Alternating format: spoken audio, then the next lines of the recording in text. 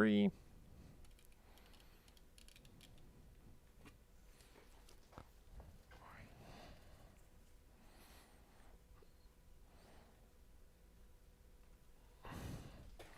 Let's see. We got to change the name of this video. This is not the same board from yesterday.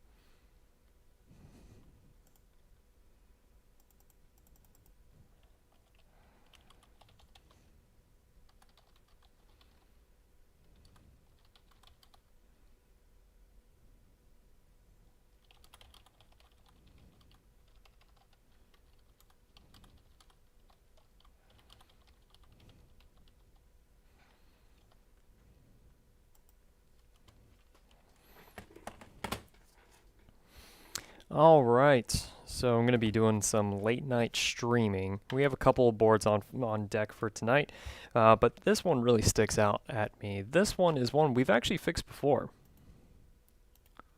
This is, it's a 2015 13-inch, and this one had some wine spilled into it, and now it's no longer turning on. So let's go ahead and hook it up to our power supply and see what it's doing.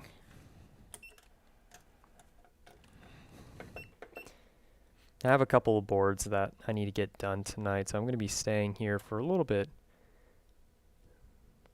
I'll just see how many I can get done and see where the night takes us.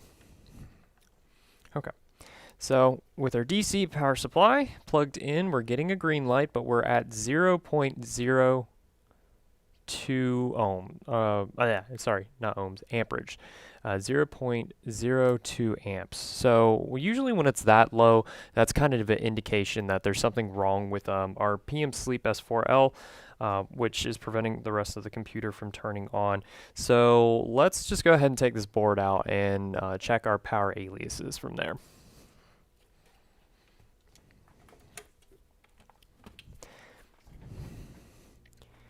This MacBook's interesting. It's one of those situations where it's like the old proverb, how many times do you replace the planks on a ship until it's considered a new ship? And this one has been in here for a screen replacement, top case, battery. We ended up replacing the solid state last time it was in here. There was a board repair at one point, and now it's liquid damaged, so it's a second board repair. But this isn't really even the same MacBook anymore. It has the same serial number. Everything else is different.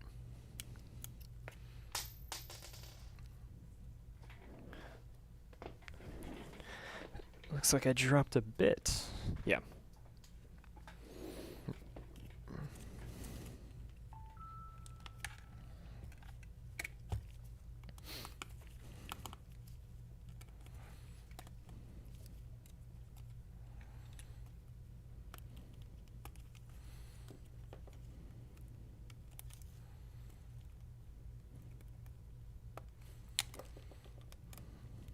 Ooh, that looks bad.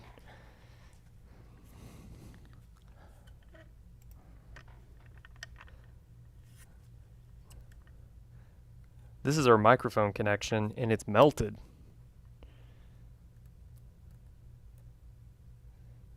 So something got really, really hot right here, which is a little alarming. Ew.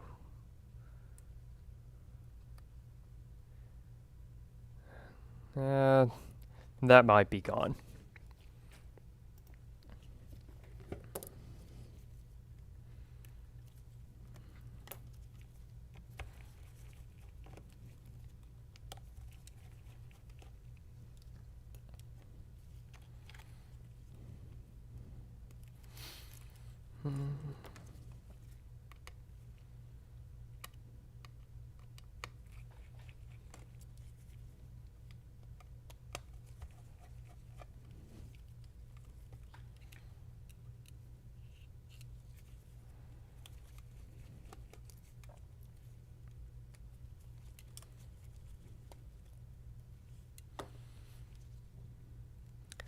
Looks like the keyboard backlight equally got burned, just as bad as the microphone connection.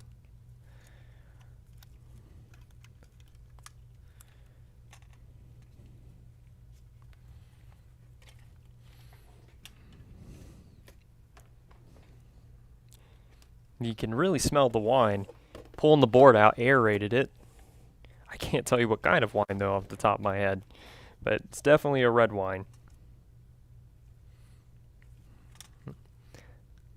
Ooh. And that might actually be melted plastic too. Ooh, and actually as I'm looking around, PP Bus has actually damaged, or at some point had a lot of current on it. Alright, so let's examine what we got going on here.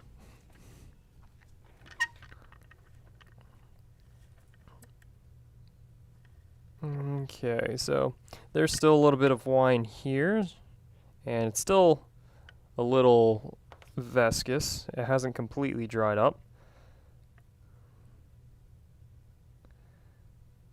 Looks like maybe there was some around the SMC.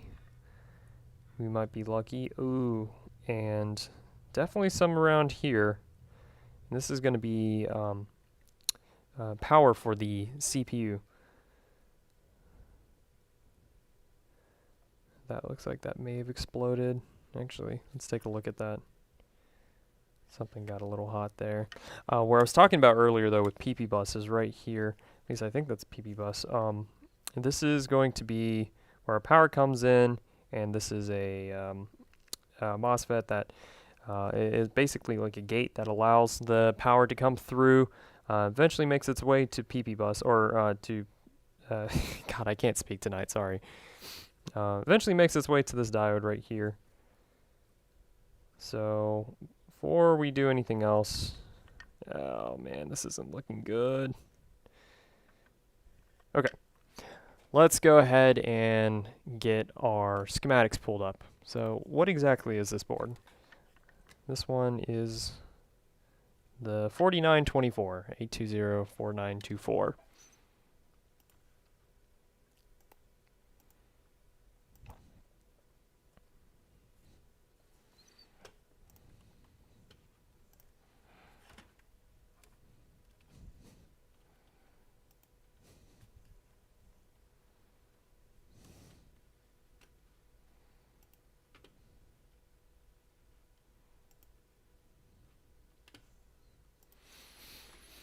Okay, so we want to start off with our power aliases.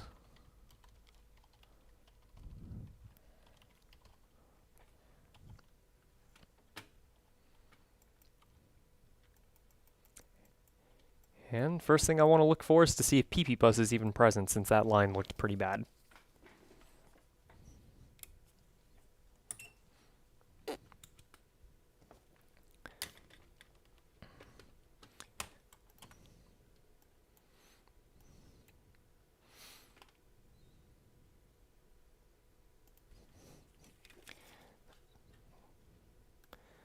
PP Bus.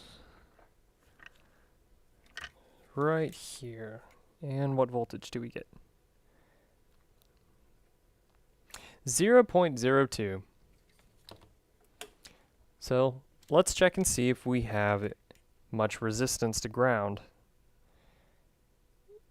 And we have infinite resistance. So we don't have an immediate short.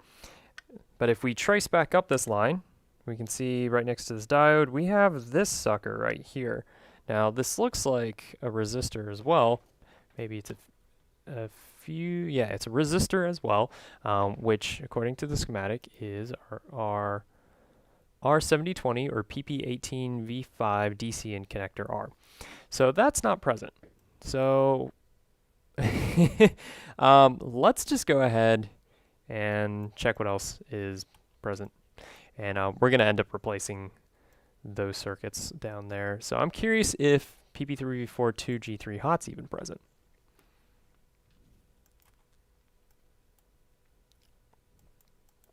Alright, so the best place to measure it's going to be on the bottom of the board.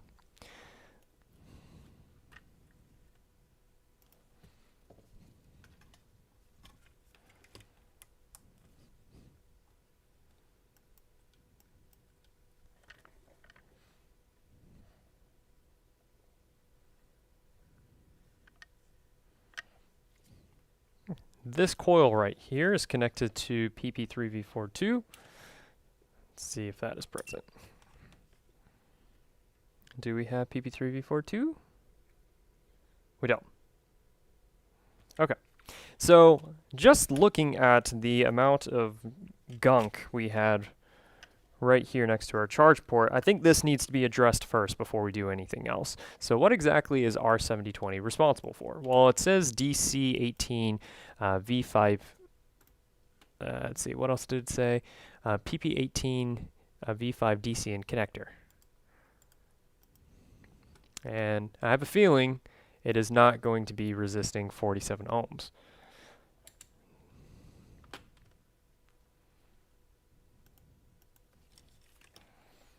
Let's just find out exactly how much it's resisting.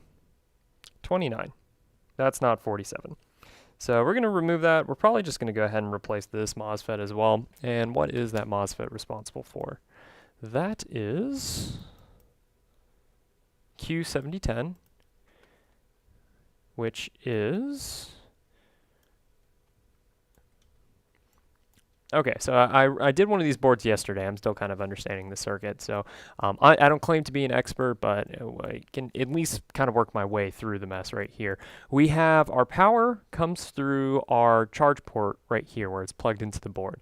Makes itself through this fuse right here, which we probably should check, see if that's even present. And then eventually makes its way through PP18 V5 DCN connection down to this MOSFET right here. And this MOSFET is basically like a gate. If I had to guess, this is going to prevent power from going back up into the charger. I might be entirely wrong about that. But that looks completely destroyed too. So eventually our power right here, source and drain, are going to connect, which will allow PP18V5 DC in connection to make its way through this diode D7005, which will eventually create our PP3V42 circuit. So we know that this isn't being generated.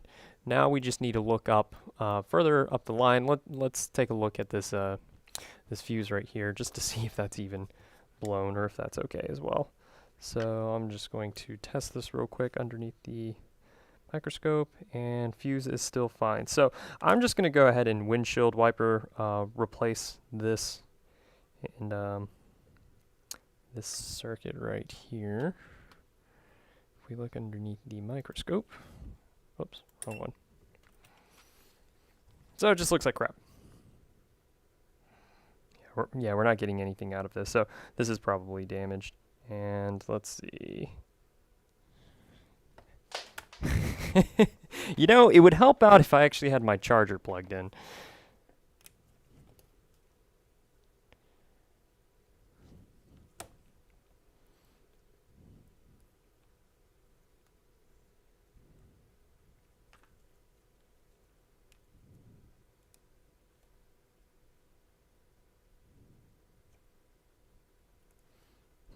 Maybe this one will help me figure out the board that I'm actively working on. So the light was on earlier and we were getting 0.02. Now we're just getting straight 0. I doubt we have any voltage over here. Yeah. So I'm just going to go ahead and replace these two components here just because they look pretty bad. So we're going to need a donor board. That one was what did we say? It's a 4924.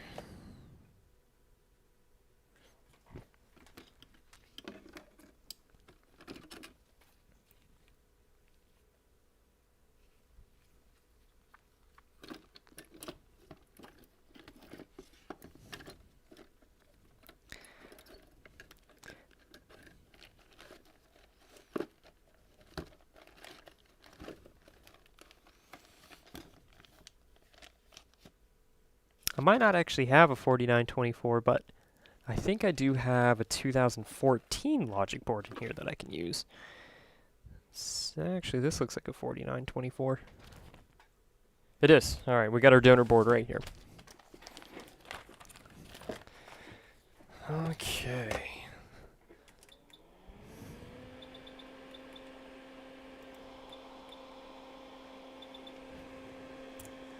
I'm gonna unplug my charger so it doesn't melt.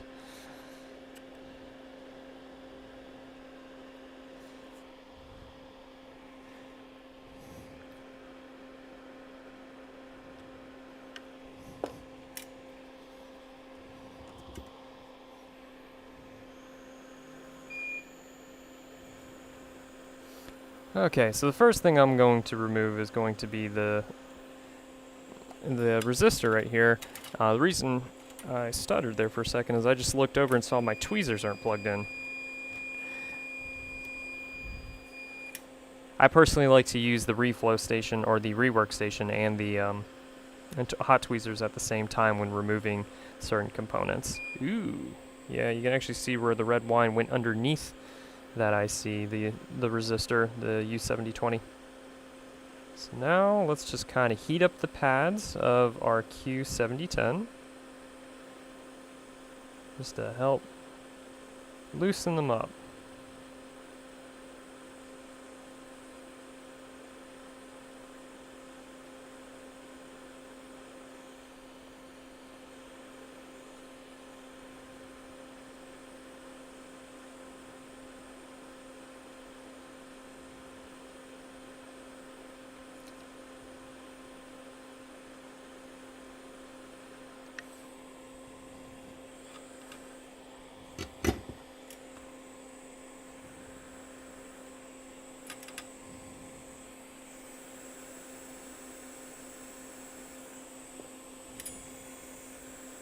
And let's just go ahead and add a little bit more solder here.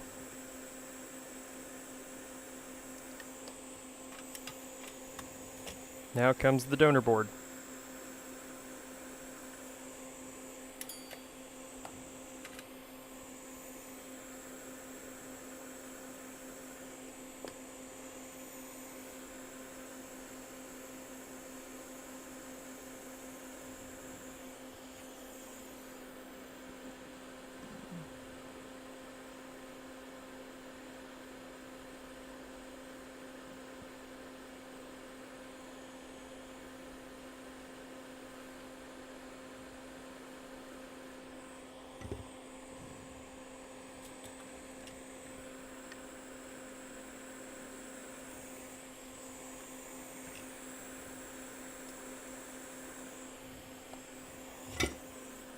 Alright, so we got our resistor.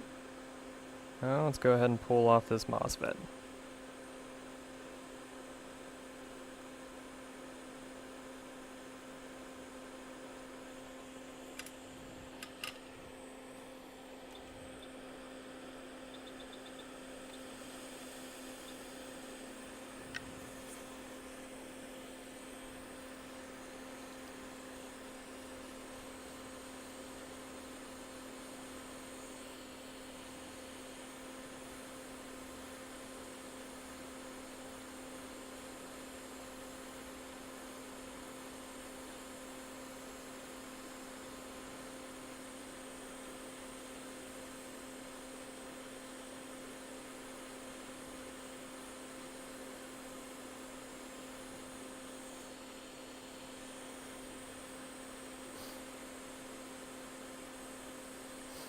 Come on, little IC, we just want to give you a new home. That's all we want to do.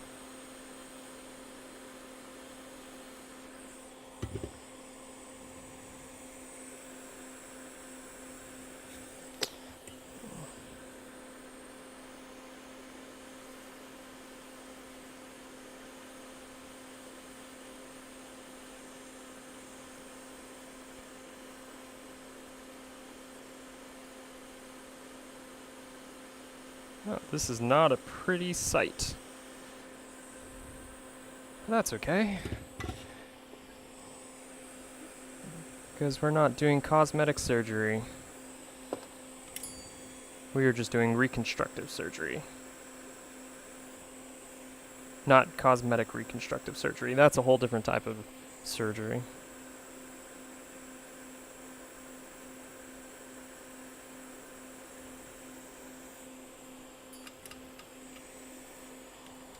And let's make sure that that resistor that we put on there is properly measuring 47 ohms.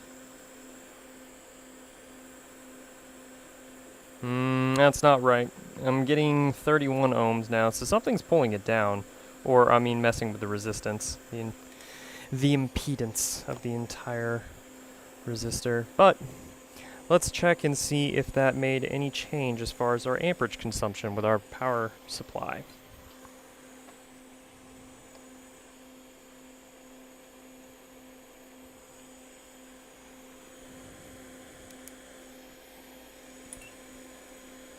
Ooh!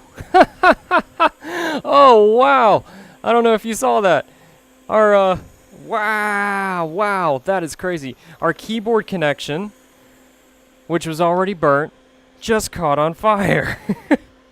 Holy crap. Alright, so we're just going to remove that, and I might attempt to pull one of these connections off from a toner board. Holy crap.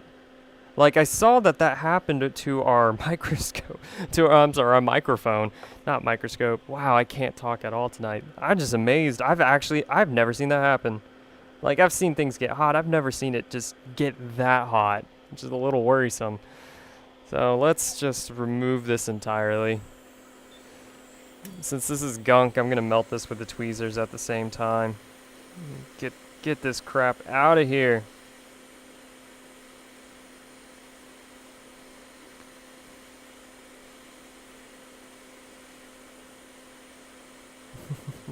Goodness. Wine's a hell of a drug. Okay. Do you see a hole? Completely burned that top layer of the fiberglass. Wow.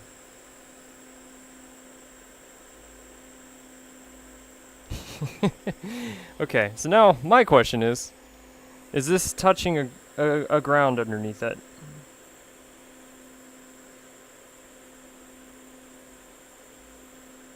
Doesn't look like it. So let's see exactly what that was and why that got so hot so quickly. That was PPV out SO keyboard backlight to ground. And how bright, how high of a connection is that? What is that connected to? Is it going to be connected to our PP bus?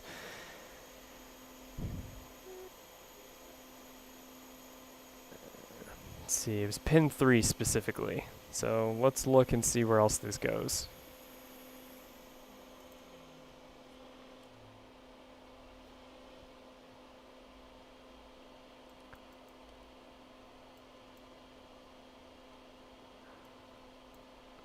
And I'm just looking for any notation on here that says how high of a voltage that was. I mean, right here it says 5 volt SO keyboard backlight switch, and then this is PPV out backlight feedback 2. There's no way it was just a 5 volt line.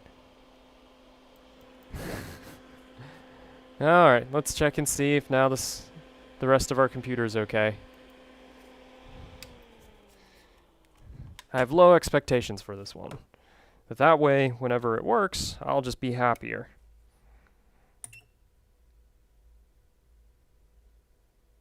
Alright. We're getting booting voltage, and we have a fan spin. So, amazingly, that looks like that fixed our computer. So, we're going to need to replace that keyboard backlight. Although, I guess really the judgment call I should have here is the keyboard backlight on the actual keyboard itself, is it okay? If not, we're going to have to end up replacing the keyboard backlight, which I've done before in these A1502s, but it's not necessarily the most ideal.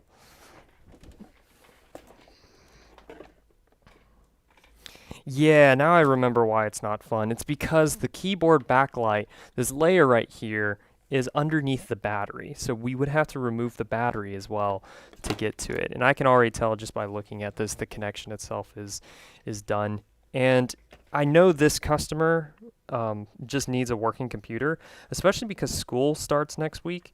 So I don't think she's going to be overly concerned about backlight. I don't even think we have one of these backlights here, so I'm just going to skip that for now. I think she's more concerned about having a working motherboard.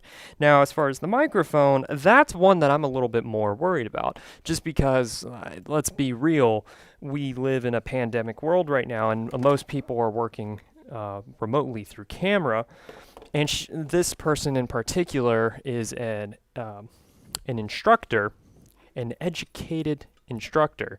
So she's probably going to be doing stuff with her microphone, and probably Zoom or Google Hangouts or whatever they're using for the classroom now. So I'm going to want to replace her microphone connection, the jaw connection. Before I make that judgment call on that, let's check and see what the flex cable actually looks like.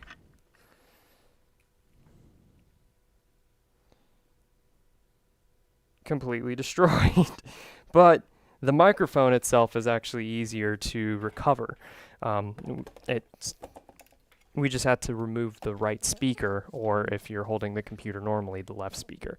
Let's give this a whack and see if we can fix this. Okay, so you completely charred. Let's first find out if those pads are even there anymore.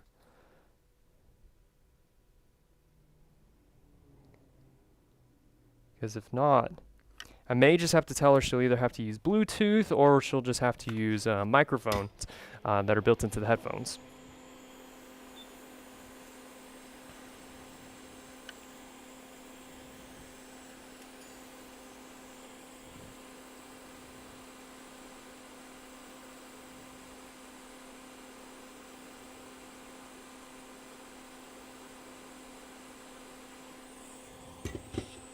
Whew, that really stinks. Okay, so a pin moved, and then it looks like we are missing one pin right here. There's actually kind of a hole in the board. So it doesn't look like I'm actually going to be able to fix this one easily. Thankfully, there's a via right there to the left. Looks like it controls maybe some sort of power. Let's check on the schematic and see what that is. So we have... Sorry, I'm just looking under the microscope at the exact same time. So we have ground, then we're going to have another ground, then our clock, then we have our data line, then we have another data line. So this is missing completely. This is our power line for it, PP3V3, and then that's our via for PP3V3. So we might be able to actually solder a wire.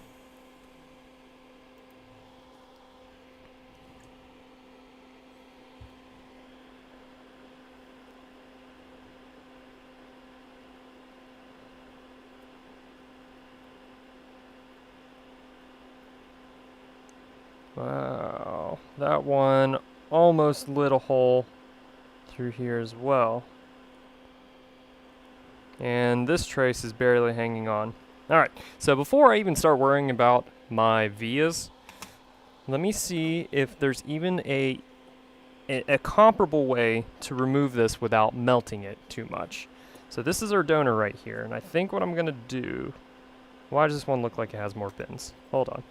I think it's because, of course, our via is missing. 5 connections, or 5 pins, 6 pins. Yeah, it's just because that one connection's missing. All right, what I'm thinking we do first is touch up the grounds, as well as our other pins right here, with some solder that melts at a lower temperature.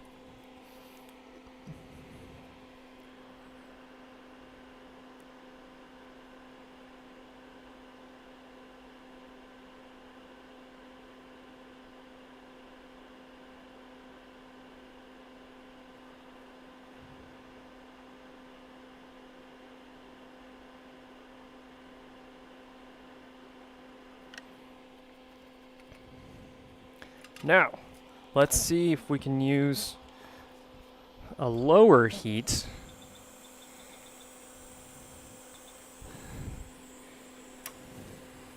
and try to push this off the board. I'm gonna probe just, oh no, it's melting the plastic, so that's still too high of a heat. Let's drop this all the way down. Let's do 300 on this one.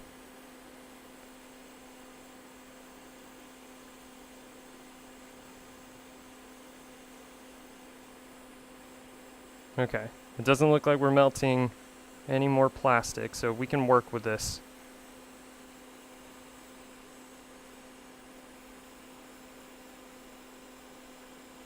Come on.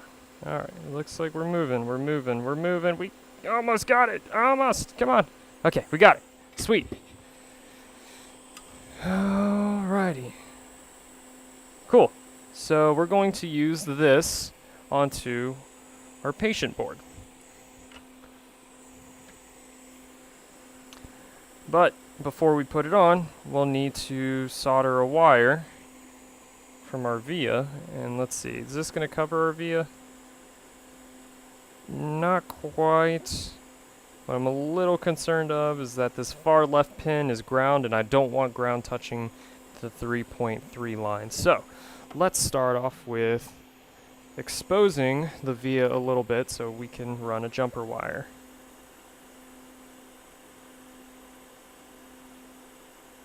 And I don't think I'm going to be able to expose too much. Yeah. Doesn't look like it.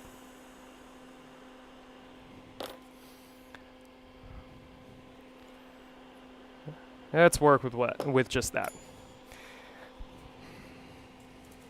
And put a little mound of solder right over that via, just so we have a soldering point. Cool. That's actually a lot easier than I thought that was going to be. Now let's get some nice jumper wire.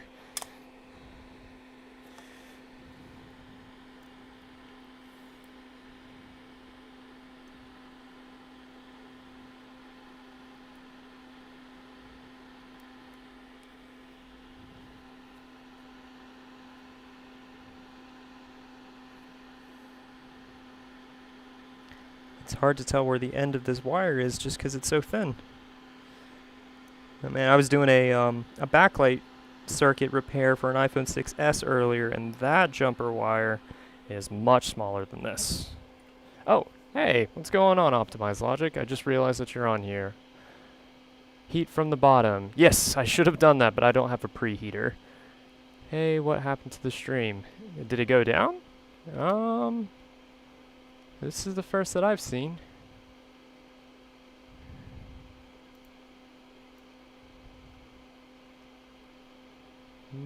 Okay, well, to continue on. So here is our nice little jumper wire, and I want it to run from the side. Oh, and it's gone.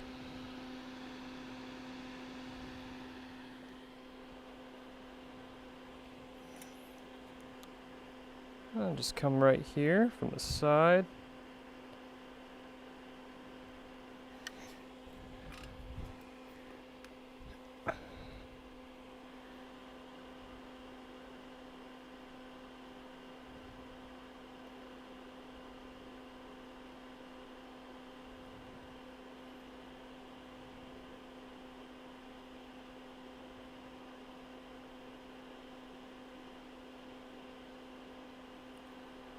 Okay. So that's just going to be our little, excuse me, that's going to be our little mound right here with our via that we're going to work with.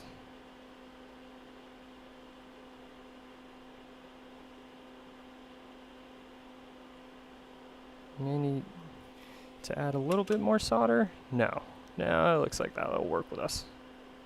Okay.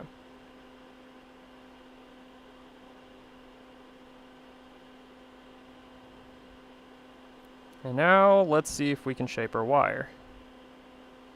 See if my hands will want to play today. That sounds bad out of context. See if I can keep my hands from shaking. Is that better?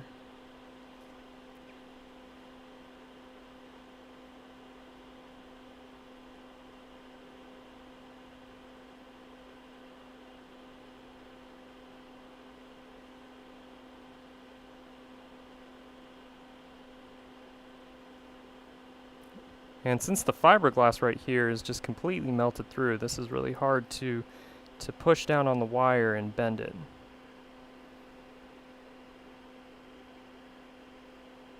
Yeah, come on. I need my smaller tweezers. Those Hakko tweezers, they're only about $5 off Amazon, but you get what you pay for. Now, these Dumont tweezers are about $40, and thankfully I've never had to replace these before within the 3 years of owning them. And they're just a lot lighter in your hand, a lot easier to hold on to. Great for iPhone rework. Who is the other watcher? I'm not sure, to be honest.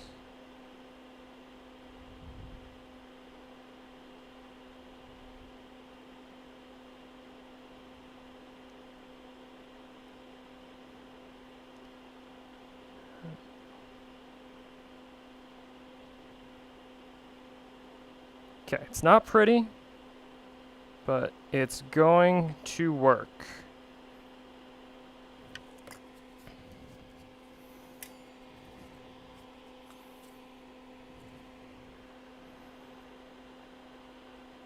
Please don't jump around too much on me.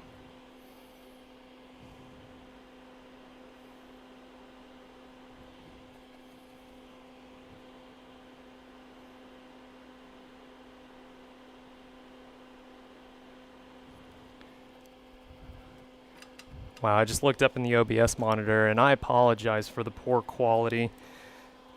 This camera is not the greatest. I got it though for I think $70 about a year and a half ago.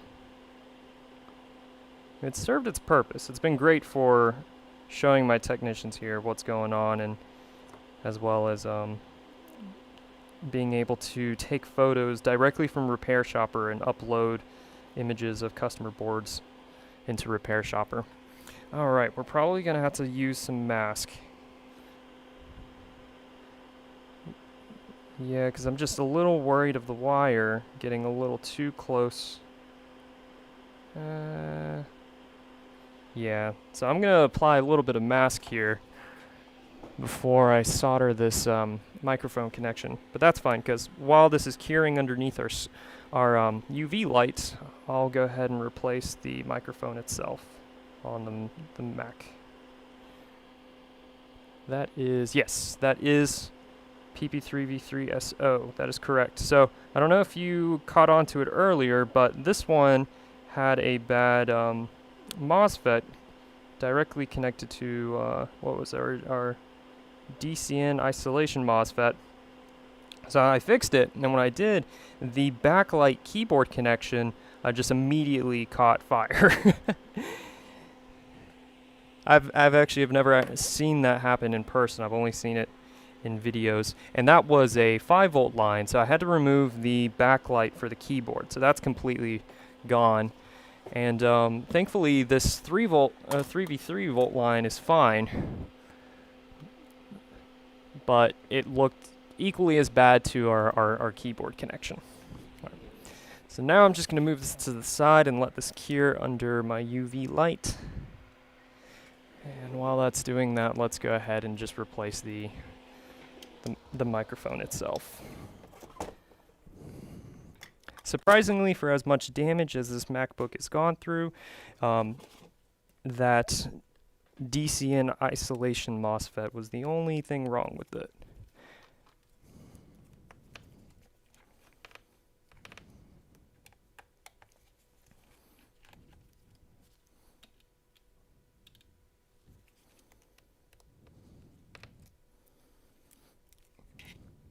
And the pin for 3v3 connected to the microphone on the actual flex cable is just gone. Looks completely burnt off.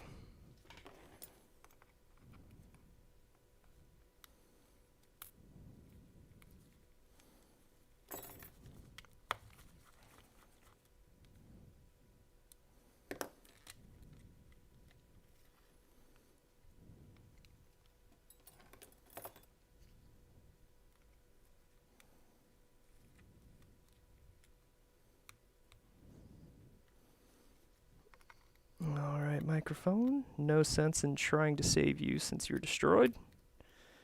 Just rip you right out of your home. I know you don't want to leave, but you've lived a good life. All right, now let's go pull one from a donor. Be right back.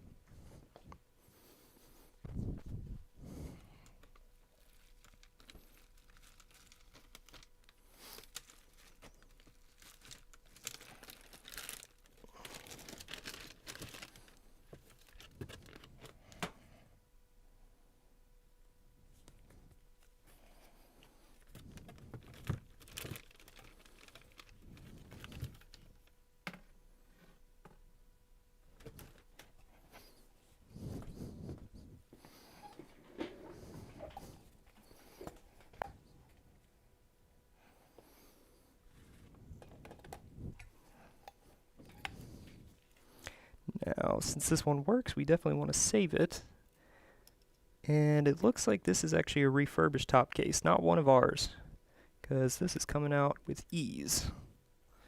And the main reason I'm fixing the microphone is just because this person's a teacher, and I figured with the school season coming up in just the next week or two, they're probably going to be doing a lot more with Google Classroom, so they probably need their microphone working. But the backlight for their keyboard, I think they can live without. And I don't just do that to every customer. I know this customer very well because we've done just about everything you could think of to this computer. This is the second board repair it's ever had. And the solid state upgrade was the last thing we did. We've replaced the battery, the whole top case as well, and the screen. It's just about everything that could be done to this has been done. The main thing that's still the same is the serial number of the logic board.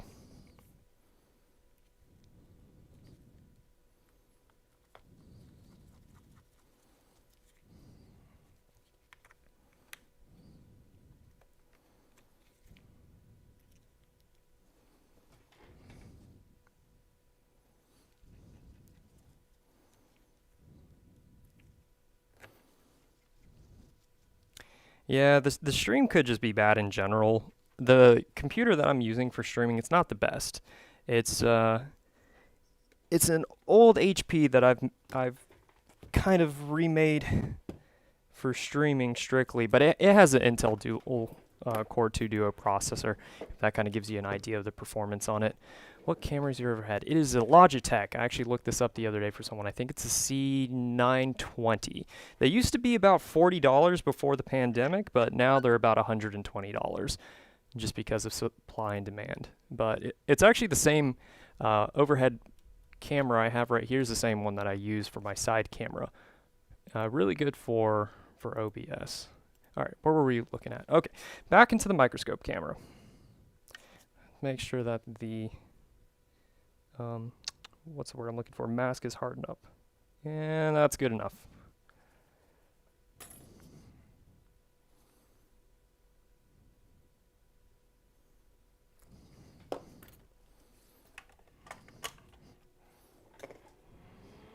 So now that we have our jumper wire, before we cut it down, let's go ahead and put our replacement jaw connector in place.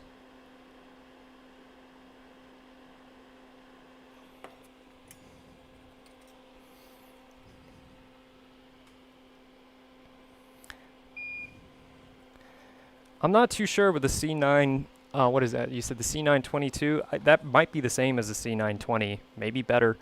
And then the microscope camera is very handy to have in general. We use Repair Shopper for our point of sale, and just being able to take photos through the camera makes things much, much easier than trying to take photos on your phone with a macro lens.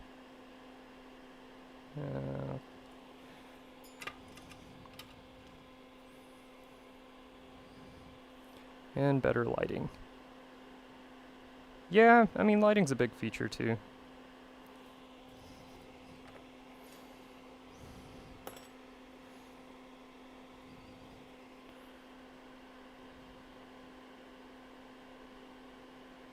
Oh no, okay, don't mess with me. Probably should have heated up the board a little bit before doing this.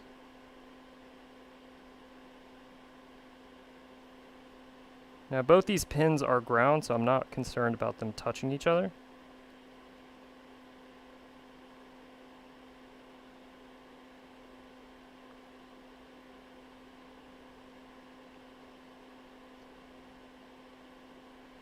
But these two are data lines, so I don't want these touching. Actually, all that looks like a mess right now. Yeah, Repair Shopper's really handy. I talked to a lot of other technicians in the Rossman Discord, and some of them have some choice opinions about it. But for everything we do here, it seems to be a perfect fit. And we have less than 10 employees, so we only pay $100 a month. It pays for itself for sure. Alright, let's try not to melt this any more than we already are. Okay, this is becoming a nightmare. Hold up. Oh, stop. This is happening because I'm streaming. It's the only reason this is happening. Okay. Let's see. What did we just fuck up on?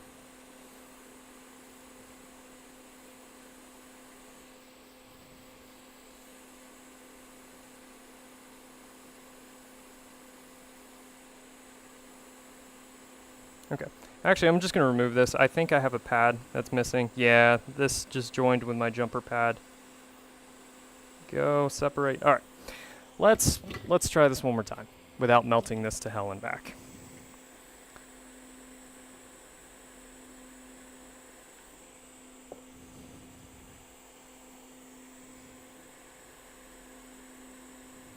Before I line that up, since we already have a good amount of solder on our pads, let's try to use the tweezers to wick up a little bit.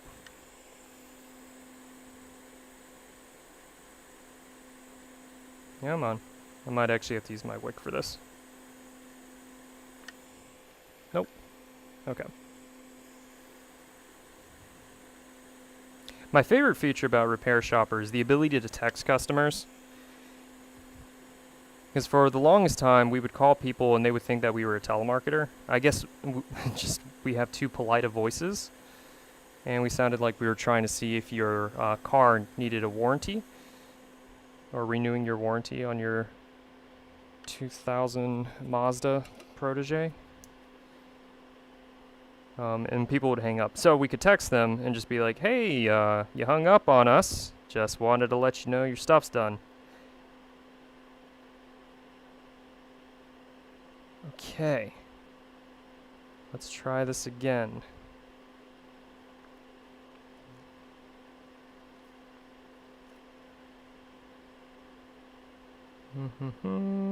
I know this is painful to watch. I'm sorry. We'll get to another board repair here in a moment. We just got to deal with this nightmare real fast.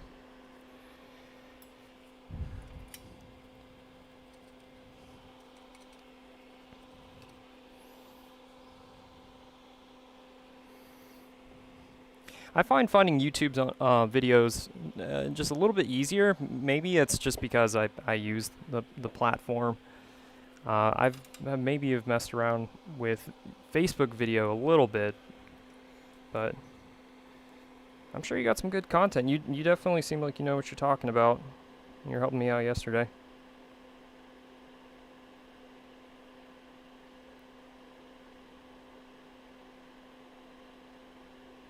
I really do it just for fun. It gives me something to talk to when I'm trying to figure out what's going on with these boards. Even when the camera's off and in the middle of the day, I'm just kind of talking to myself while my techs are doing like phone repairs. Why am I sucking so bad at this right now? Okay. I can't get it lined up properly.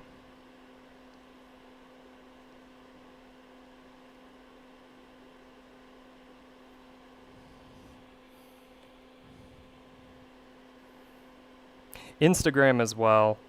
I did used to experiment with uploading just like short 1 minute long videos on Instagram, since it's just another way of SEO. And Facebook and Instagram just really destroy the quality of video.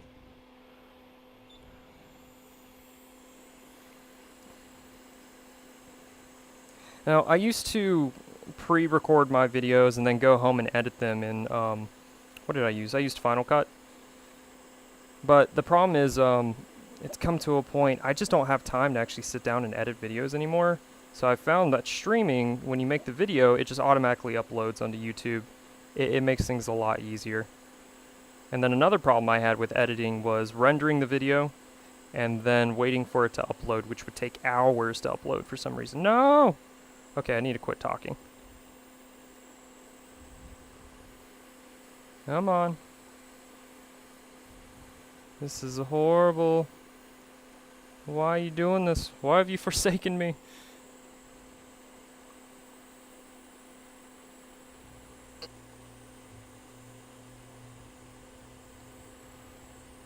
Come on. Scoot over just a little bit. You know, I don't even care if you go on a little crooked, just as long as you go on.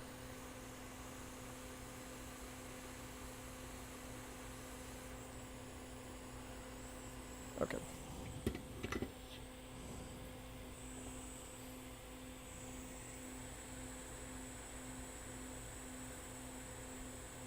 This is horrible. Alright. The problem is I'm fighting for perfection against myself. Because this just needs to work. It doesn't need to look nice. But I'm trying to align it up, which is making things harder for me.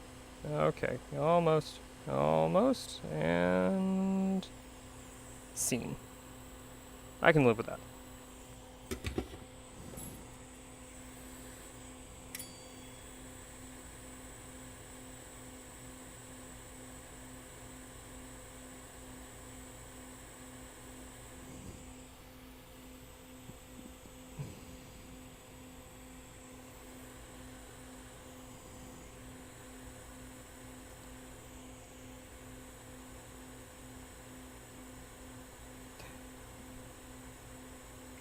Yeah, I found out that OBS actually runs better if you have an NVIDIA graphics card.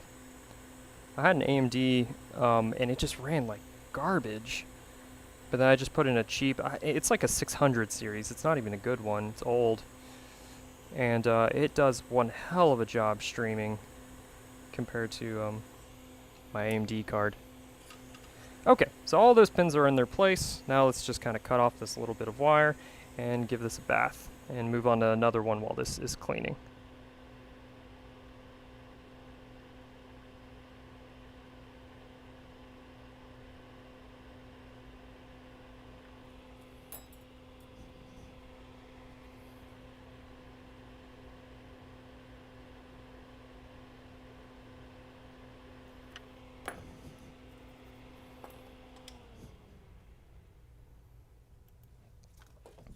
But before we give it a bath, we're going to have to remove our heatsink.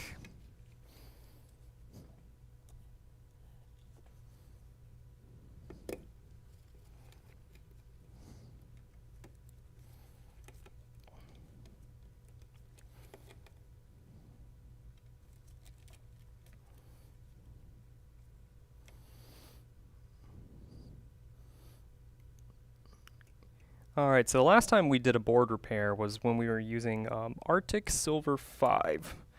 Since then we've changed over to, it's still Arctic, I don't know if it's the same company, but it's MX40, which seems to be a lot better at dissipating heat. And it doesn't take a long time to dry up like the Arctic Silver does. I used Arctic Silver for almost 10 years until I discovered MX40. And I noticed probably a 5 to 10 degree difference. And before we throw it in the cleaner, we're definitely going to have to remove this crap off of here. I'm sorry, I shouldn't have called it crap. It's good. No diss against Arctic Silver, or really just thermal paste in general. Unless Cooler Master. Cooler Master is cheap stuff.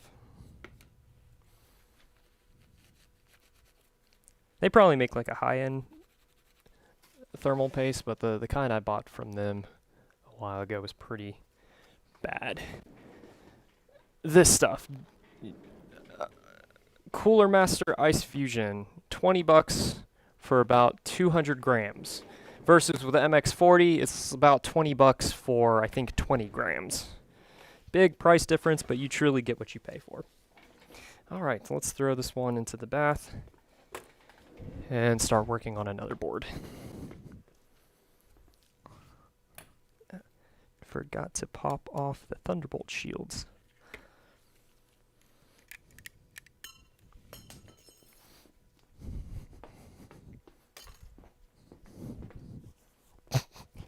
Forgot to pop off the RAM shields. I'm just so eager to get this one in the bath.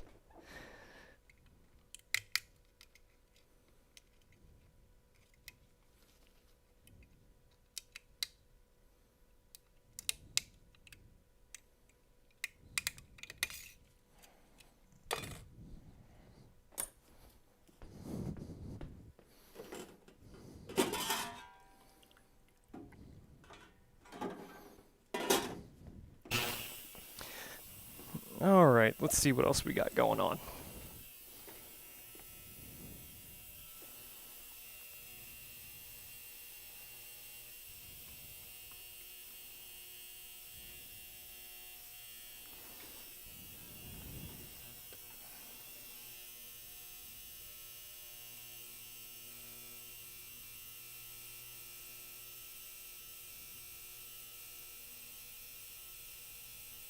Cool. All right, we got a unibody that needs to be repaired.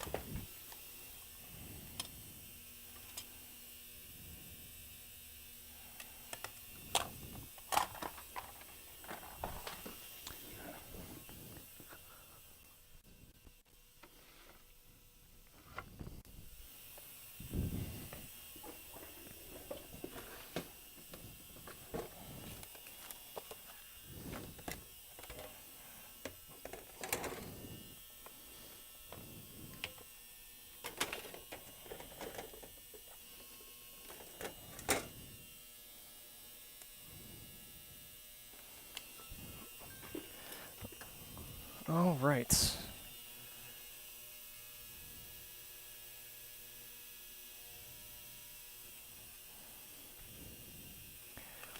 All right, so today we got ourselves a MacBook Pro. This one's a 13-inch. It looks like it is a 2011 model. It's a A1502 2936, either 2010 or 2011. Probably 2010. No, 2011. I'm sorry. Anyways, this one's in here just because it's not turning on. So let's go ahead and hook it up to our power supply and see what happens.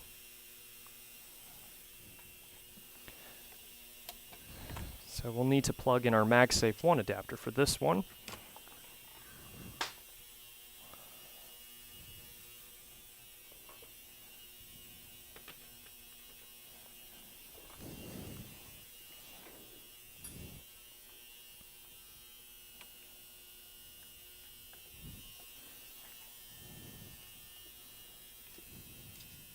All right, so when we turn on our power supply, we got a green light and fan spin. Why is this one in here?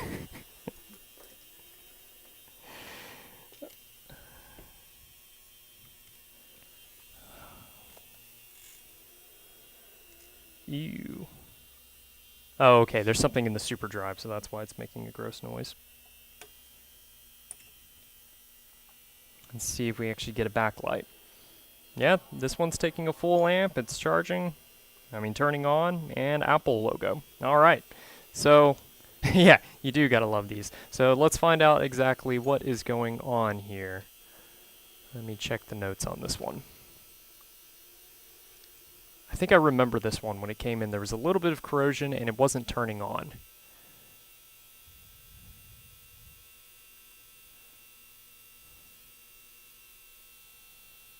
Corrosion on motherboard.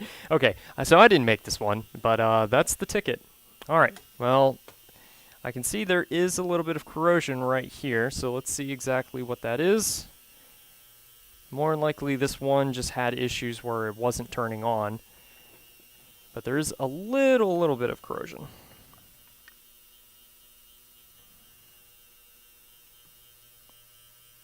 Right here, right next to our PP bus, right next to our ISL. So it looks like they may have intermittent issues. So this one looks like it's going to be a fairly simple one. Now, before I get too excited, I'm actually just going to go ahead and pull the whole board out. I made a mistake earlier this week where a MacBook came in here. I think it was yesterday. No, it was yesterday actually. Gosh, it feels like it was a couple days ago. Well, we saw that there was a MOSFET that exploded, and I actually discounted the repair because it looked like it was going to be one simple IC. Then when I pulled out the logic board, I found a whole bunch of corrosion around the SMC, and there was a short in the PP bus high side computing layer that was touching a ground layer underneath it. So it actually got so hot it merged the two layers together, and that one couldn't be fixed, unfortunately, because it sent PP bus to the CPU V core. I'm kind of glad that one didn't work, though, to be honest, because I felt bad. No, well, I don't. Could you say I feel bad for myself? It was stupid of me to assume the repair was going to be simple just by looking at one side of the board. I'll be right back. I got to flip my logic board around, and it's in the bath.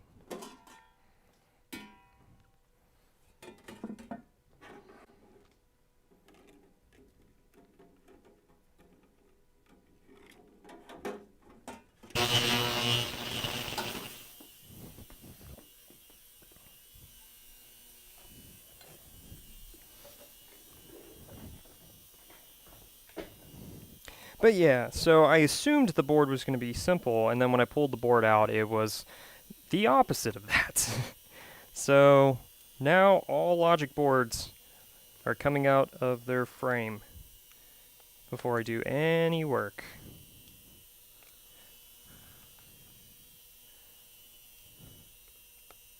And no more discounts on repairs, on board repairs. Because if it was just one IC, you know, that definitely would have been fairly simple. I would have loved discounting the repair, and I would discount the repair after the fact without telling the customer in advance. But being that I thought it was one IC, we flipped it over and everything else was damaged. Let's say PP bus didn't kill the CPU. I still was going to have to spend probably an hour fixing the board instead of 10 minutes. So that's a lesson learned. And this one's actually never had the board pulled out before.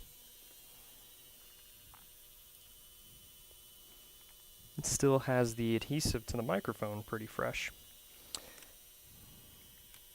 And feels like the heatsink is stuck to the backlight layer. Yep, that's exactly what's going on. Yep, that one was a good one. Just took the backlight layer with it. So this has gotten really hot at some point. But to the naked eye, I don't really see any signs of corrosion, but let's pull it out. I had a backlight driver repair come back because I did an ultrasonic clean. The flux attracted dirt and killed U7701, so I had to replace it again. That sucks. I'm sorry. Yeah, and that's another thing, is you definitely want to make sure you ultrasonic clean everything. But man, dirt killed it? That sucks. Alright, so speaking of dirt, let's look at the dirt on this side of the board.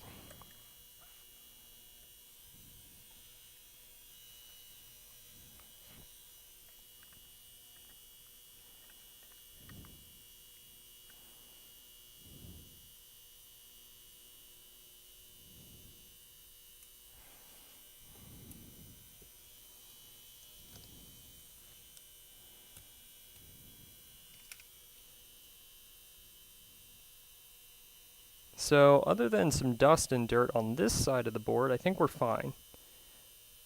There's a little bit of corrosion next to this crystal, but I don't think it's actually going to cause any damage. So, the main thing we want to address is going to be the corrosion around our ISL. So without even looking what that stuff is, I'm just going to go ahead and replace it. Just got too many board repairs right now.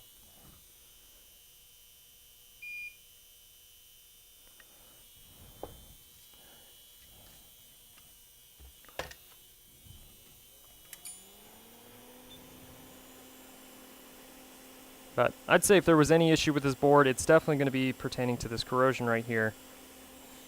Because if it wasn't turning on. I do remember talking to the receptionist. The receptionist is my brother, so that's just weird to say. I remember talking to my brother about this one when it came in, and it was not getting any light at all, and it wasn't turning on. So the fact that it turned on just now tells me that there definitely is, this corrosion is messing with this ISL.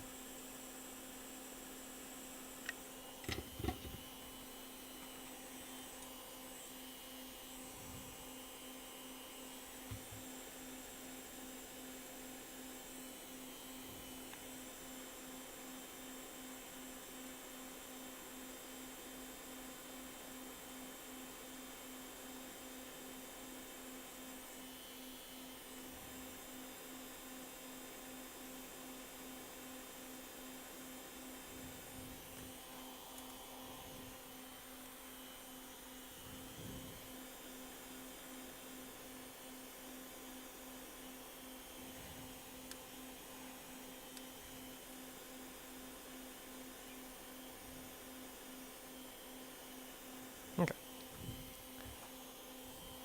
And now we need a donor board.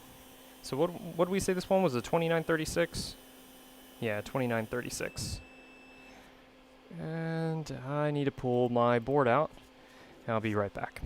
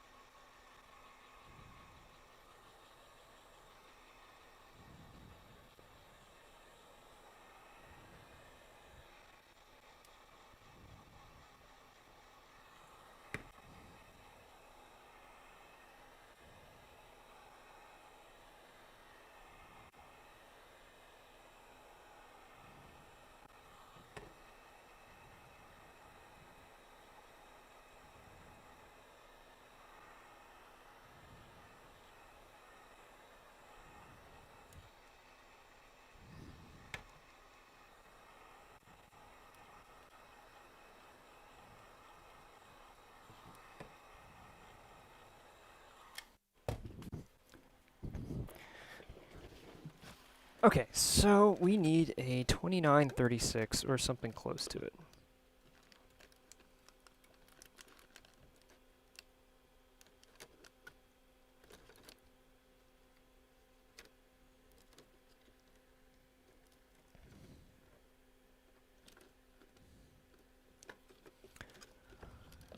Is this a 2936? It is. All right. Awesome. So we got donor board.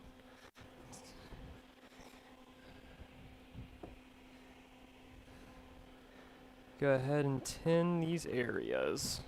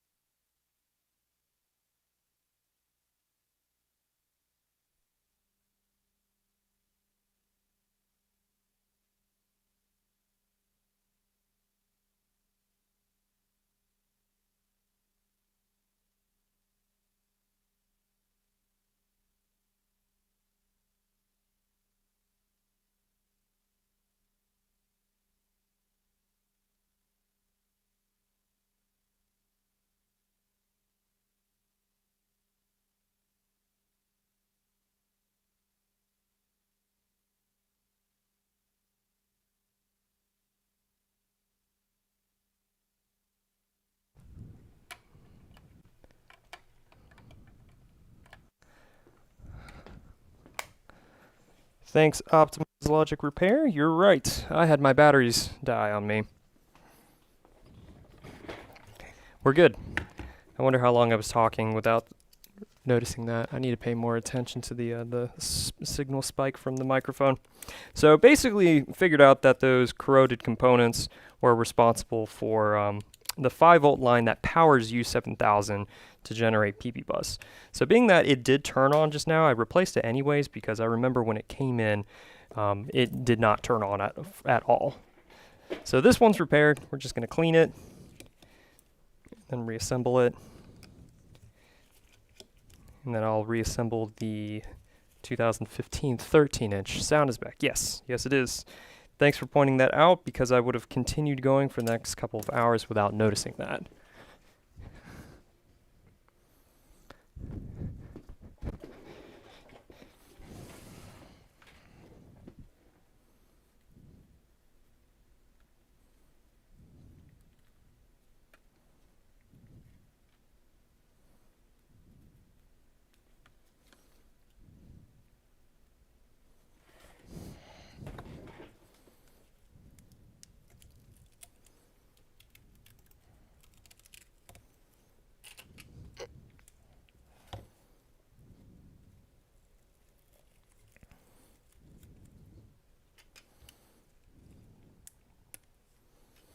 Alright, so let's give this one a bath as well.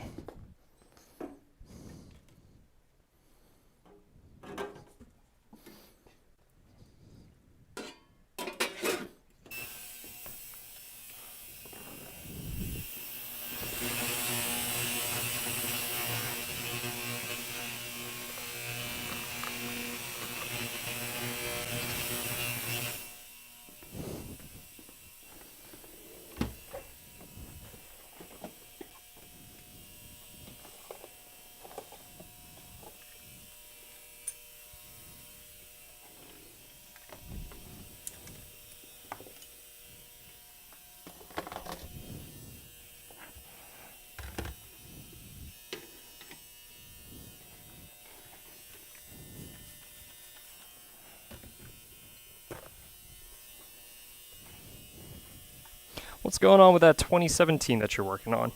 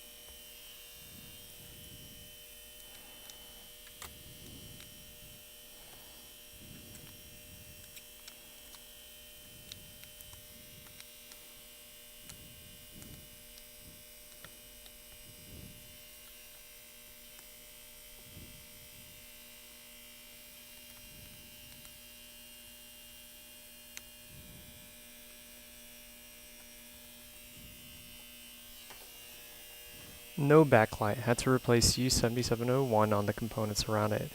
And pad on pin 5 was... Oh god. I'm sorry.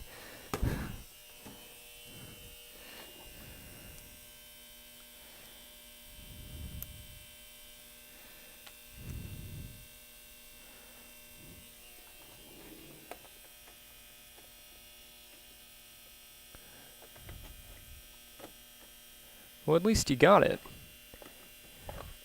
Yeah, U7701. That is the LED driver. You're right. I couldn't remember the U number off the top of my head.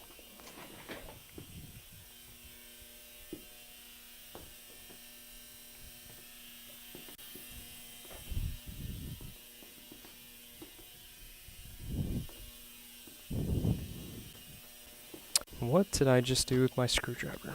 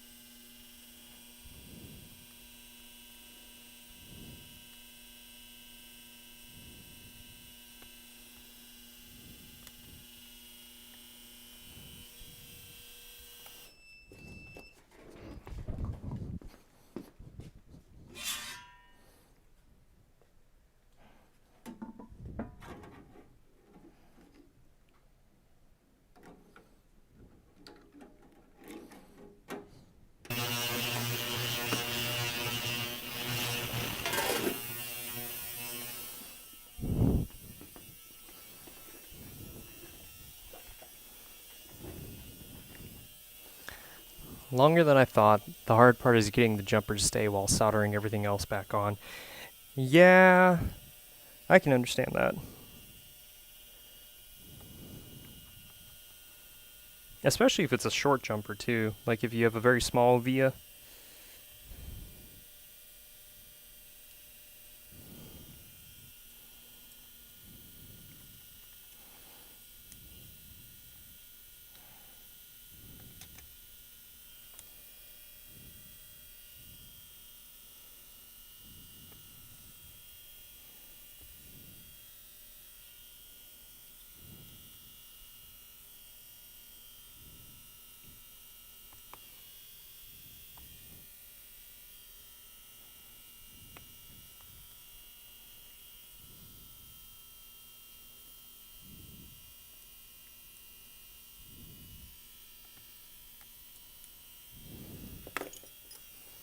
Yeah, it looks like there's a little bit of wine on the solid state drive itself.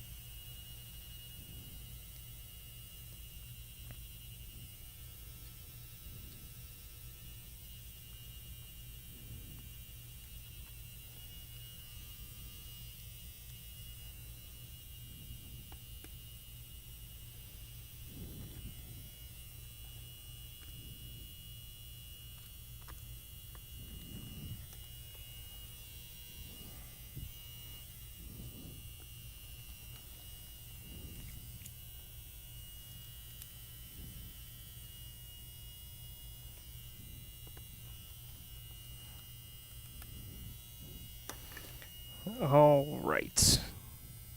Oh, forgot my keyboard connection. Almost. Almost all right.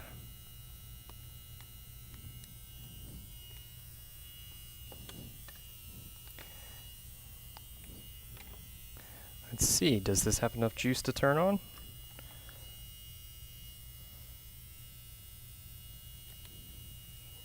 If I had to guess, the battery's completely dead. So, let's hook up our MagSafe 2 adapter and see if this turns on.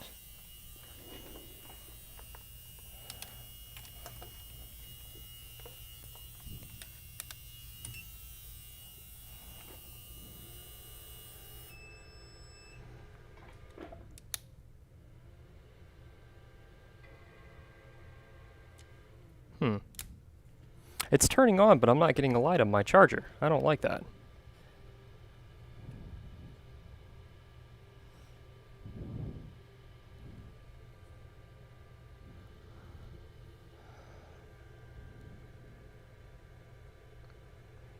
Oh, there we go. I'm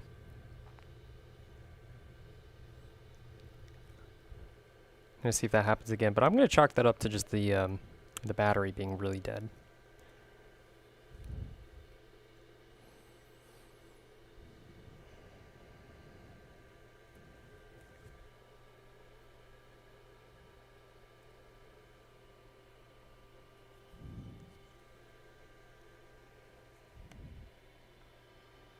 Well, the backlight is on, but I don't have an image yet.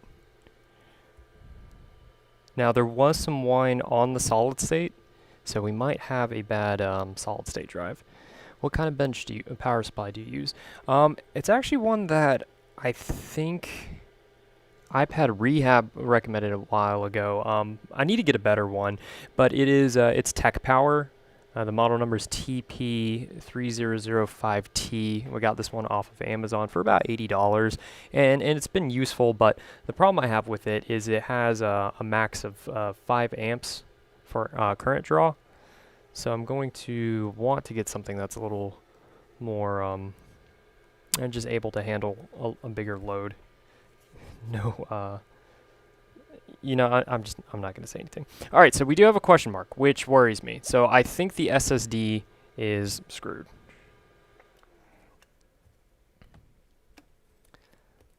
I'm going to clean off the connections just to see if maybe a little bit of wine on it is just preventing it from turning on.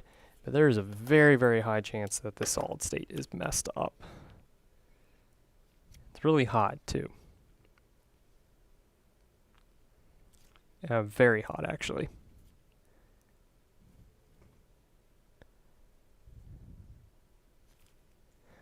Okay. Let's see if putting a little bit of isopropyl alcohol on the contacts does anything. And if nothing, I'm going to give it a Hail Mary and throw it in the ultrasonic cleaner. Normally don't do that with solid state drives, but I think I'll have to make an exception for this one.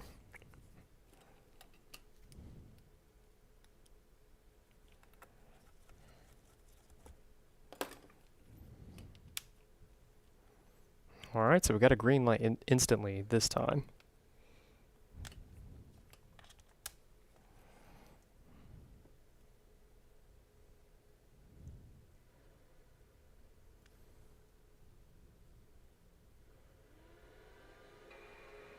We got our chime.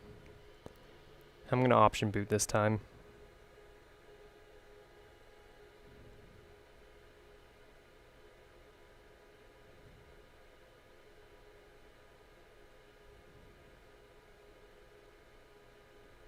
And it's taken a very long time to option boot.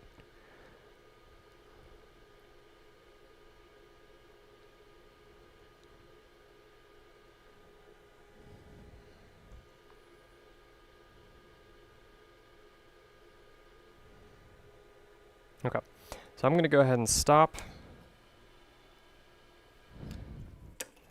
and remove the solid state and see if I can option boot, if it'll show the ability to option boot with it unplugged. Because I've seen with mechanical drives, when they fail really, really bad, it'll try to read it, especially if you're trying to option boot, but it takes forever to get into it. until you unplug it.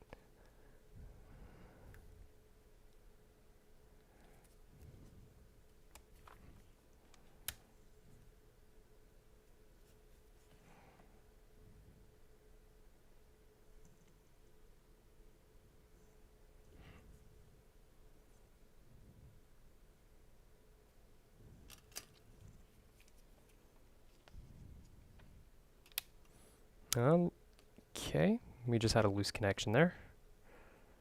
So now this is booting.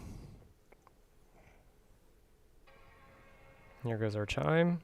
And do we get the ability to option boot? We do. All right, so unfortunately, this solid state drive has died.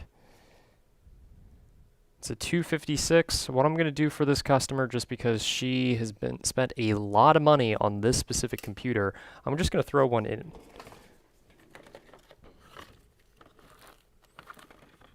And in the rare event it still doesn't detect it, then maybe our 3v3 line that goes to the SSD is also messed up. That's a theory.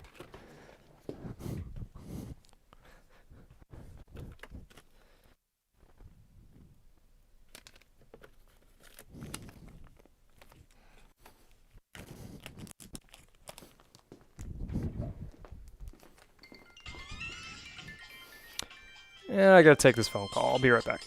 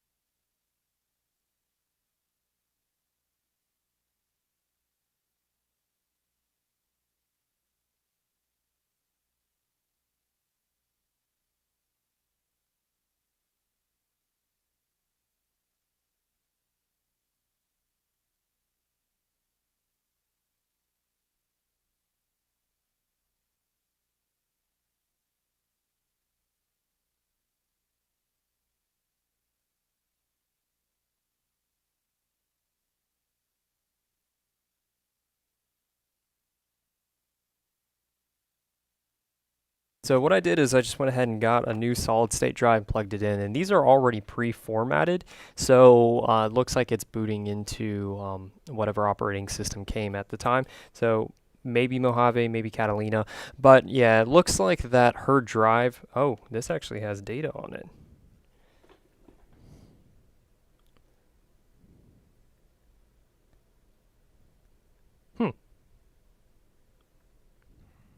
But it looks like her drive did die from the wine, so she does need a solid state drive replacement. As far as her data, unfortunately, I won't be able to recover any of it. And yeah, this looks like this just has an operating system on it. It's only 20 gigs worth of space. All right, so this is a working computer. So the main issue we had with this one was the DCN isolation MOSFET was bad, as well as a resistor right after it. And then, oh, let's check if we fix the microphone, because the microphone was completely burnt. And that's going to be under sound. It's hard doing this upside down.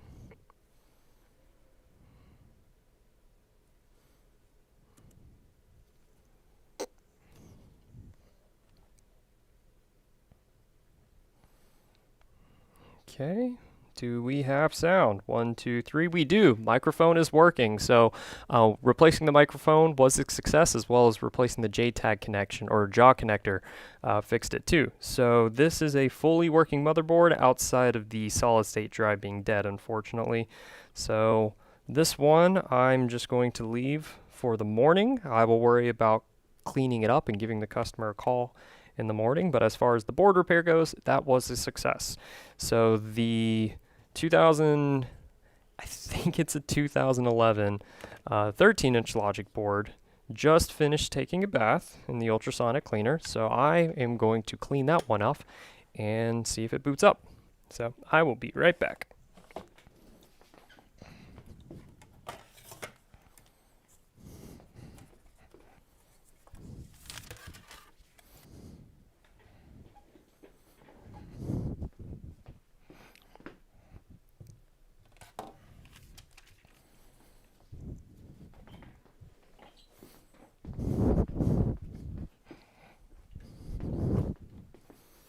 And if you just logged onto the stream, it's about to be boring for the next 5 minutes, as I'm just cleaning a logic board that came out of the ultrasonic cleaner. After this, we got another MacBook that we're going to work on. I think it's a MacBook Air, that backlight issue. Very similar to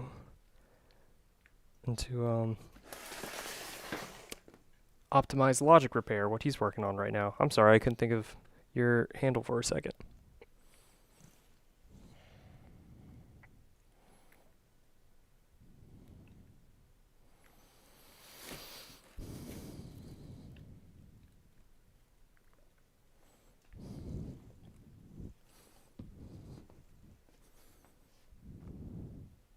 Oh, not boring. I love listening to your voice.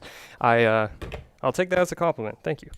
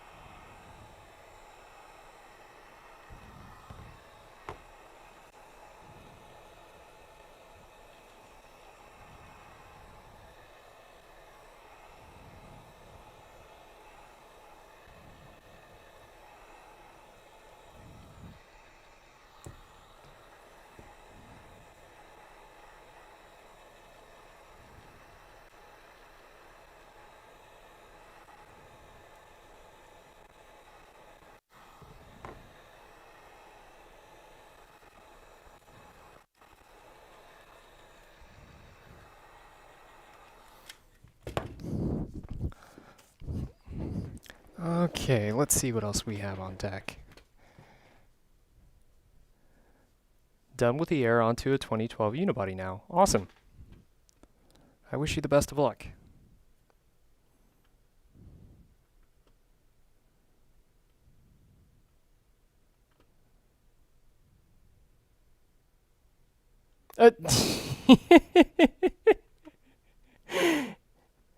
Hello, honey. It's good to see you on the stream.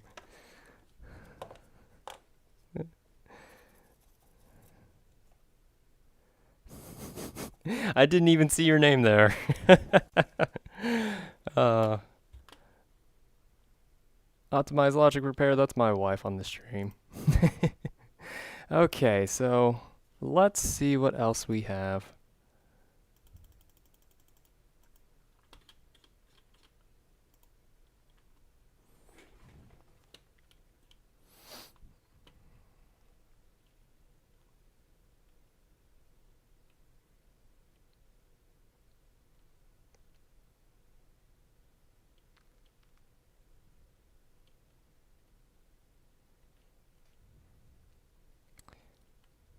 Okay, so it is a MacBook Air with missing backlight.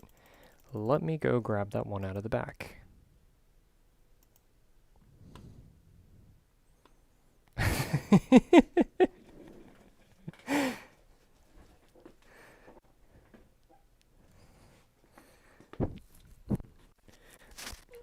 Maybe that's one way to start getting more people to watch the channel.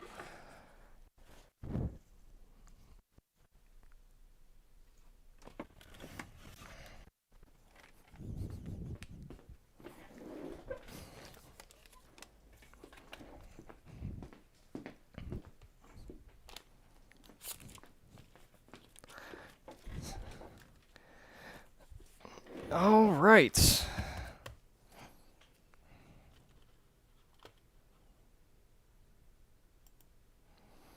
All right, so today we got ourselves here a MacBook Air. This one just doesn't have a backlight, and it looks like at some point it was actually bent right there in the corner. But this one came from a bakery, so it has a great deal of yeast on the inside, and that's probably one reason why our backlight's not working. So let's go ahead and replicate our issue first. Let's hook it up to our power supply and check and see if we are truly missing a backlight.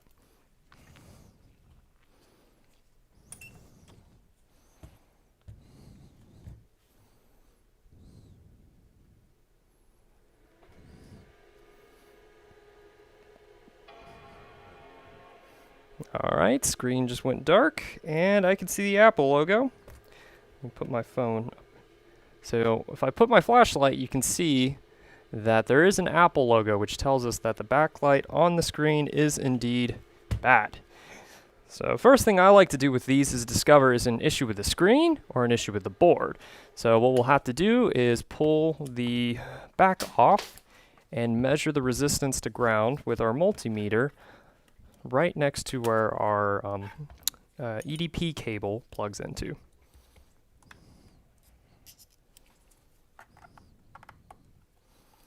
Yeet the yeast! That's the first time I've ever used that. Did I do it right?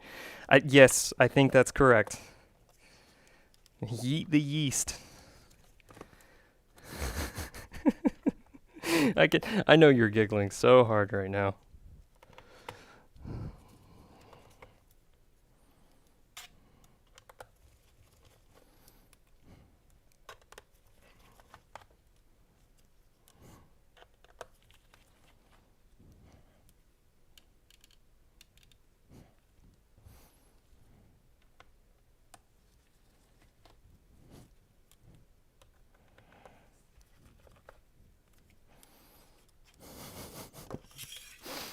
Yeet the yeast. Get out of here with that shit.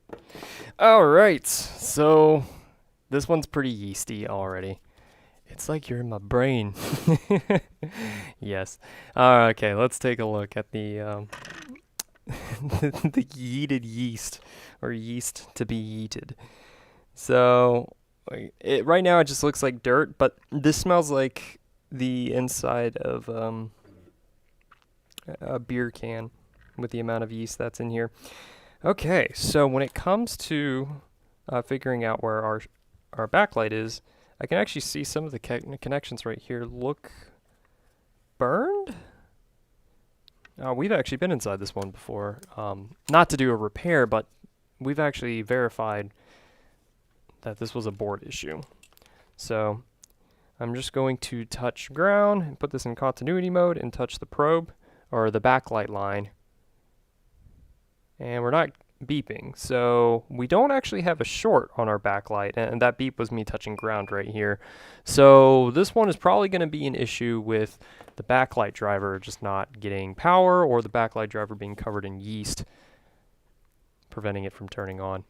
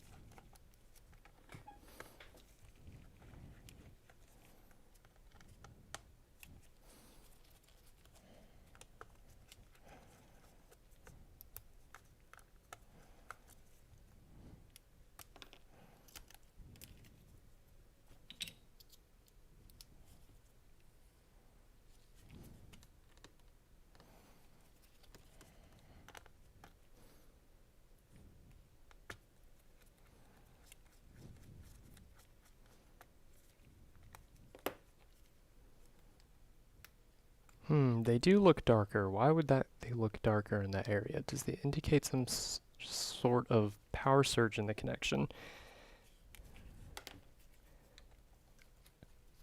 Maybe it's because where the backlight is on the screen, there's going to be a good bit of power. I think it's anywhere between 8 to 50 volts. Please correct me if I'm wrong.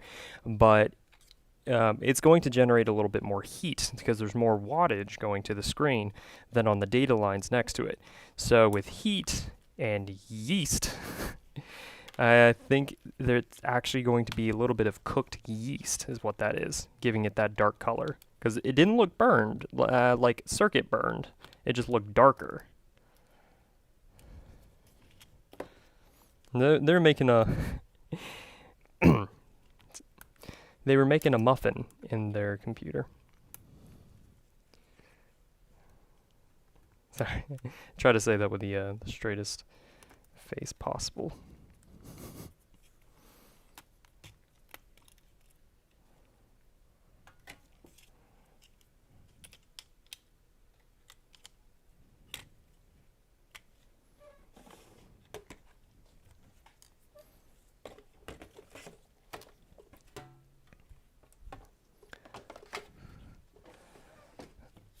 Alright, and then let me go ahead and get a working charge port for this one.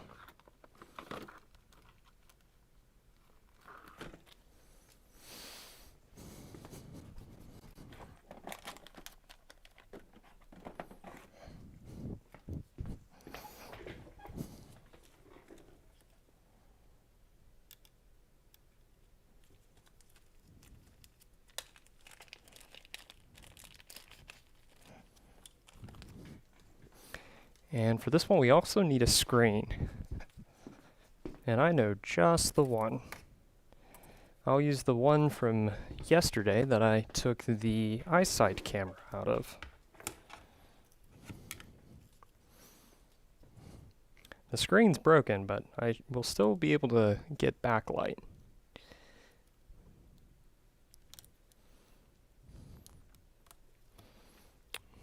Okay.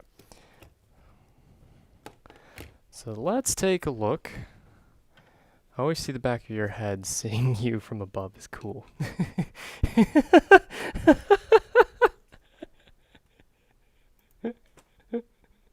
Stop that. Stop with that right now. That sounds weird. Never mind. You should have heard it earlier when I was talking about a computer wasn't turning on, so it wasn't getting the full load. Something along those lines. There was definitely a double entendre. Okay, and it looks like it's probably going to be an issue with our what did we say earlier? U7701? Yeah, U7701. Maybe not even that. Maybe it's just whatever that gunk is right there. So let's check and see what that is. Let's pull up our schematic for this one. I didn't even check to see what this one was. It's a 820-00165. So either 2015 or 2017. Thanks, Optimized Logic Pro. Or Optimized Logic Repair. I'm sorry for butchering. Let's see. I just don't have that great of a photographic memory for numbers like that.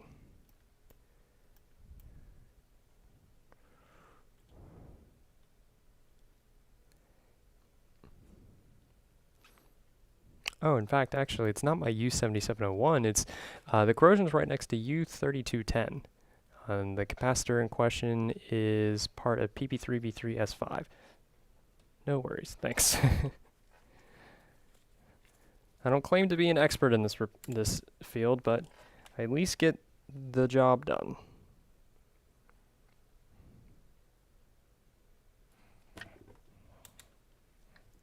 Thunderbolt. Okay, thanks.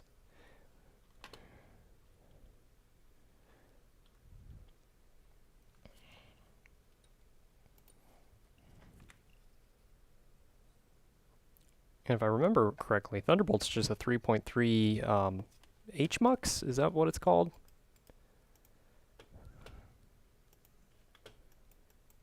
HV Power Mux. Yeah, 3.3 volt HV Power Mux.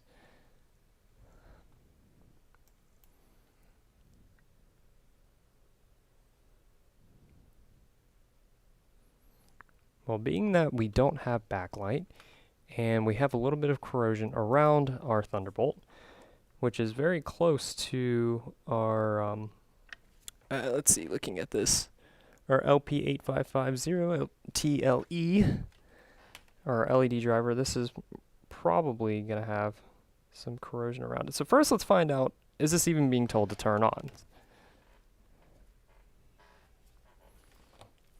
And for that, we'll have to temporarily plug in a screen. What is the voltage on D7701? I don't know, actually. What is D7701? Let's find out.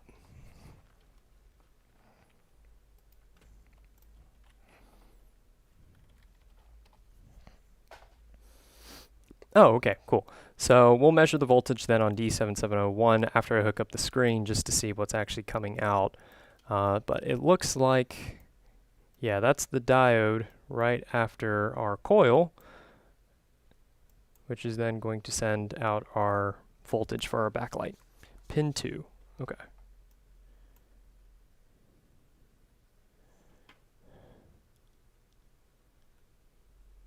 I like how you're working on Apple devices reading schematics on Windows. Yeah, I mean, Chris from Shiny Computers uses a Mac for all his schematic work, but most of the software that we use runs better on Windows.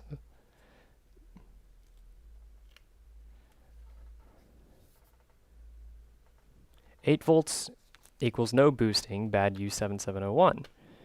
18 volts is partial boosting, and 25 all good. Cool. Thanks for sharing that. That's going to make this go a lot quicker.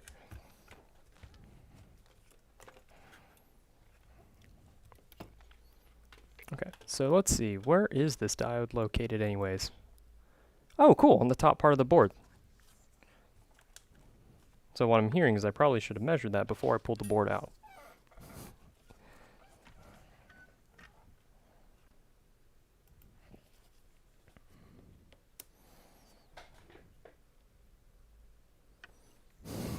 You can see the yeast on all of the connections, all the solder points. Alright, so let's hook this up. I got our power supply connected. And pin 2 of D7701.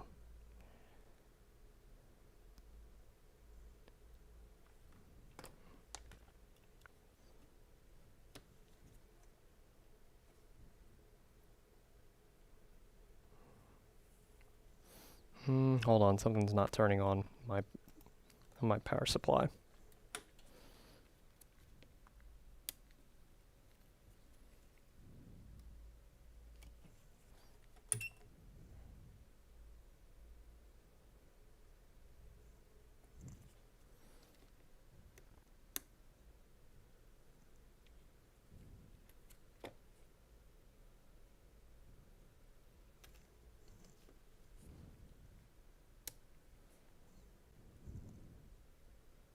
Alright, so this was turning on just fine earlier with the original DC board, which means that this one that I have here is probably bad.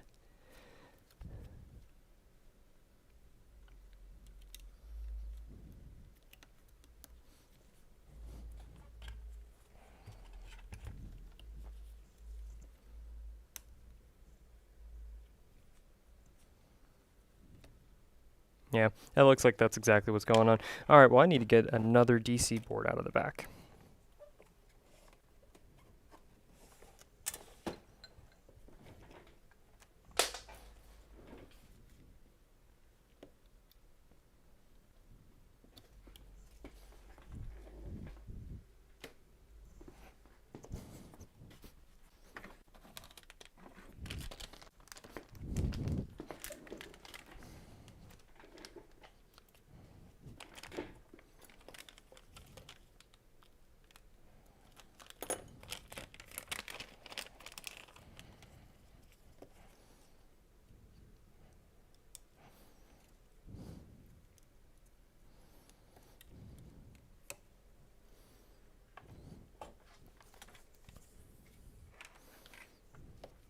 All right. What? Why is this no longer turning on?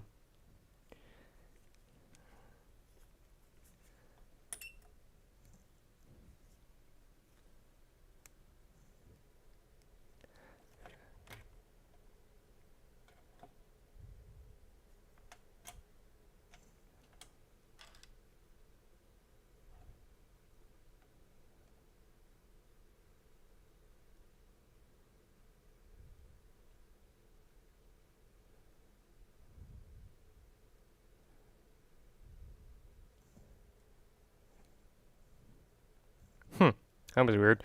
I think my cable is starting to go bad, because that's the second time that it would show, it would take a little while before it started actually turning on. Okay, now that this is actually booting up like it needs to, let's check and see what that voltage is on D7701.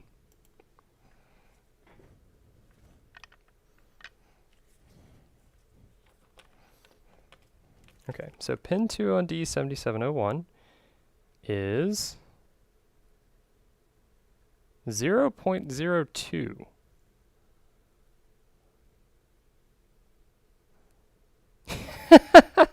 Thanks for pointing that out. Sorry, I was so focused on my power supply that I did forget to plug in the LCD.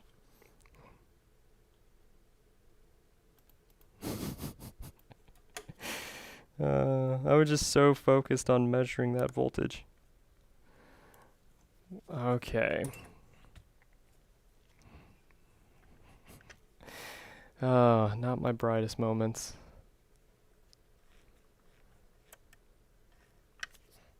Okay, now with LCD properly plugged in, what is pin 2?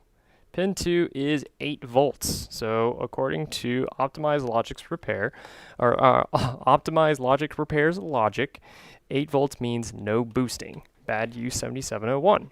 Okay, so let's just go ahead and replace that then. I was trying to type if it mattered or not. Yes, it does matter to have the screen on.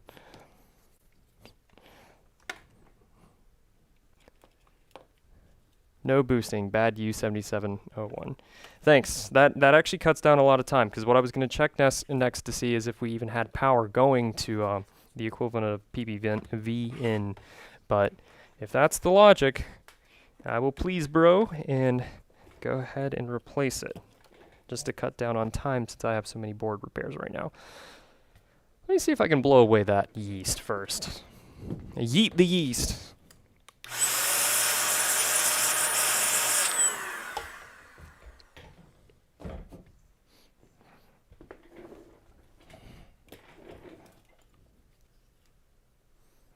That helped a little bit.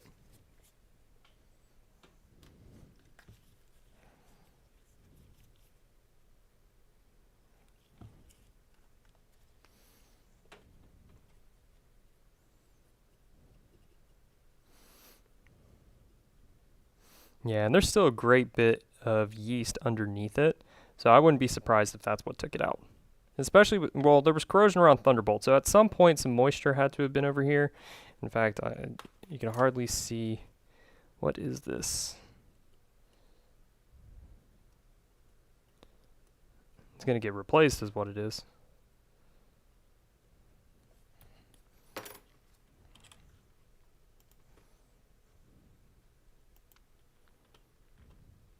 Check continuity between pin 2 and then that probe. Wait, sorry. Check continuity between pin 2 and D7701 and that probe point below as well. Okay. Did you poke the thing with the tweezers like he said? Does that matter? This is unresolved, making me anxious. Fine. I will do that. But first I want to double check. Okay, so yeah, that's also PP3V3S5, which I already checked resistance, so there isn't a short there, but I'm still going to replace that tiny little capacitor because it looks like not good.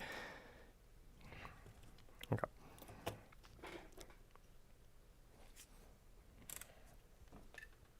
Okay, so let's measure in diode mode to make sure that this diode is working like a normal diode. Alright, so that side's good. And we're good there. Okay, and then just to give peace of mind, yeah, those pin 2 and 3 looks perfectly fine. And then you said something about a probe point underneath it. Just check for continuity between the two. Seems good.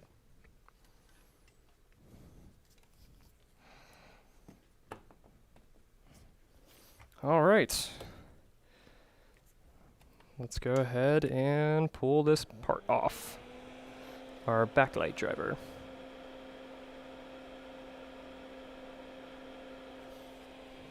Good. Thanks. Okay. I think so too. I'm gonna go ahead and replace it first. Because like I said, there's a little bit of corrosion and the LCI underneath the EDP cable was tripped, so at some point some moisture had to have gone in here. And around this area as well. Since we have corrosion right on our Thunderbolt HV mux. Yeah, you can smell the yeast in this after taking some heat to it. Oh, I still have my temperature too low.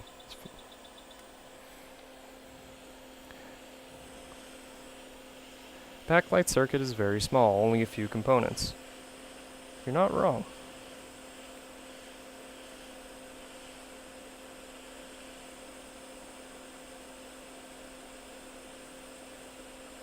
Yeah, the yeast is like hardening as I heat it up.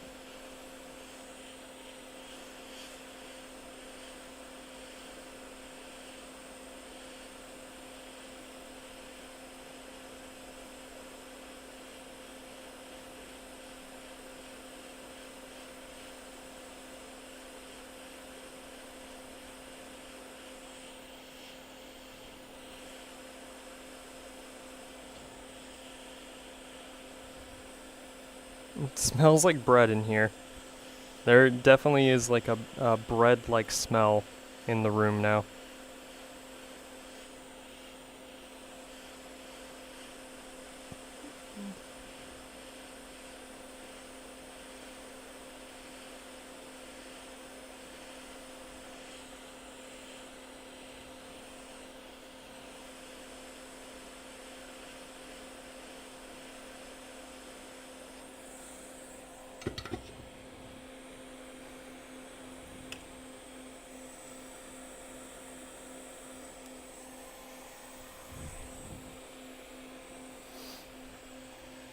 Better bread smell than dirty diaper.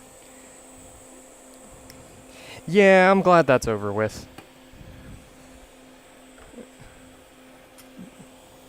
To fill you in, we repotted a palm tree that we have in our office, and it has fertilizer in it. And so when we opened up Monday morning, it smelled like a diaper. Well, no, it smelled like vomit actually on Monday, but on Saturday when we potted the plant, my wife decided to clean the store with like a floor cleaner, that Zamaretto smell. And for some reason, it smelled like baby wipes.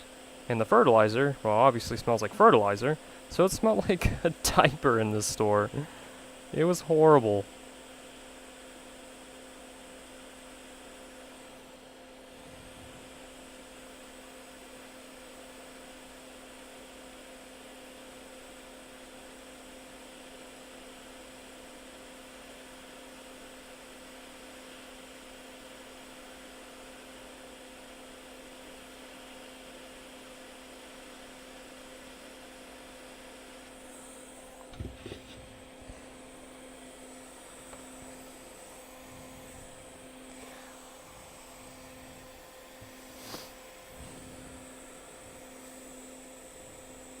So looking at the board view, I can definitely see why you had a hard time with pin 5 specifically.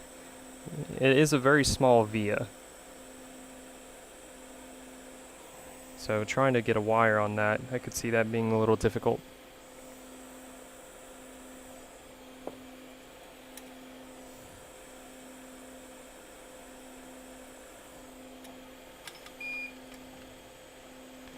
Make sure to toothbrush the yeast off that. I wonder if it could cause bad solder joints if it's mixed. No, I'm going to end up just putting the whole board in the ultrasonic cleaner afterwards. It looks good enough for us to put the new backlight driver on. I don't think that's going to be an issue, but definitely getting ultrasonic cleaned afterwards. And then I'm going to have to change the liquid in the ultrasonic cleaner because that is probably going to start growing some organisms over the night.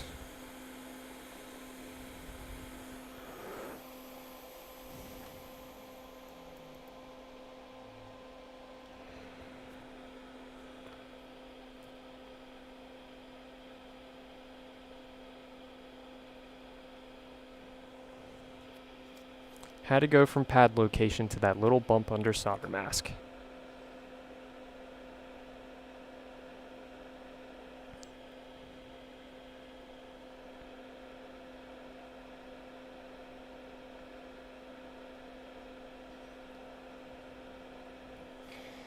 Well, proud of you for doing that for sure, because that's definitely a trickier one.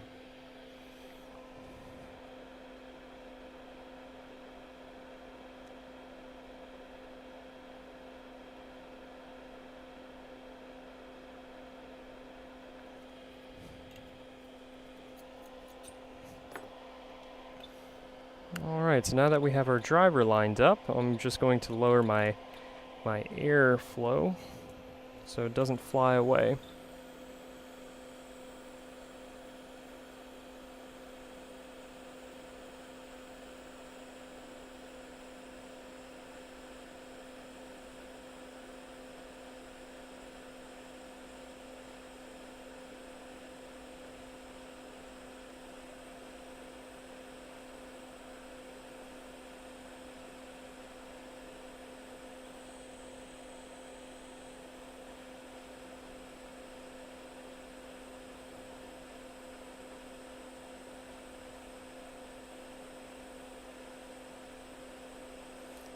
I still have the nozzle that I use my iPhone repair with. I should have switched it out to the bigger nozzle.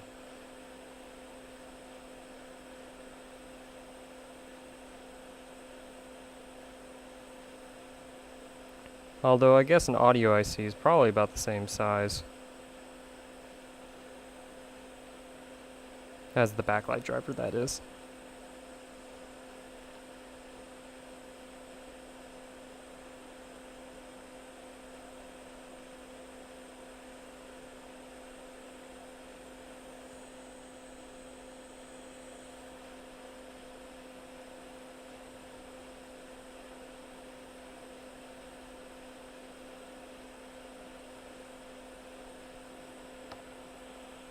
Okay, things are starting to melt.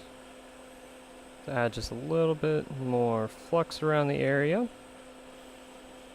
And now that it's had some time to settle down on the board, I'm going to increase the airflow.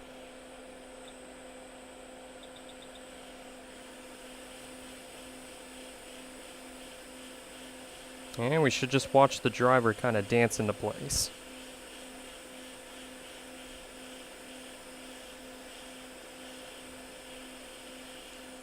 Awesome.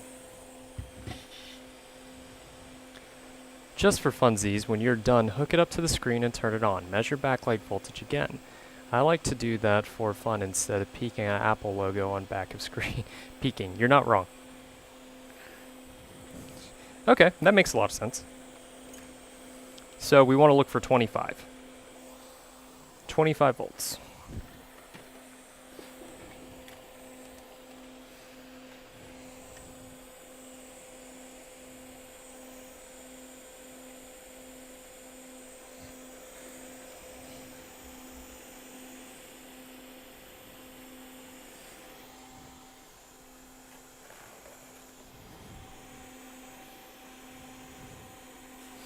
Yeah, this board's very yeasty. It's just leaving like a textured surface on my my mat here.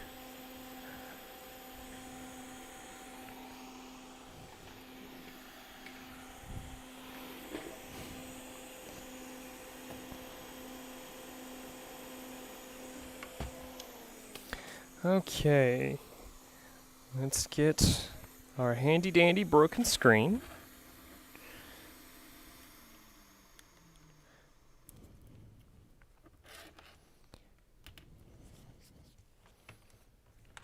And let's hook it up and now measure.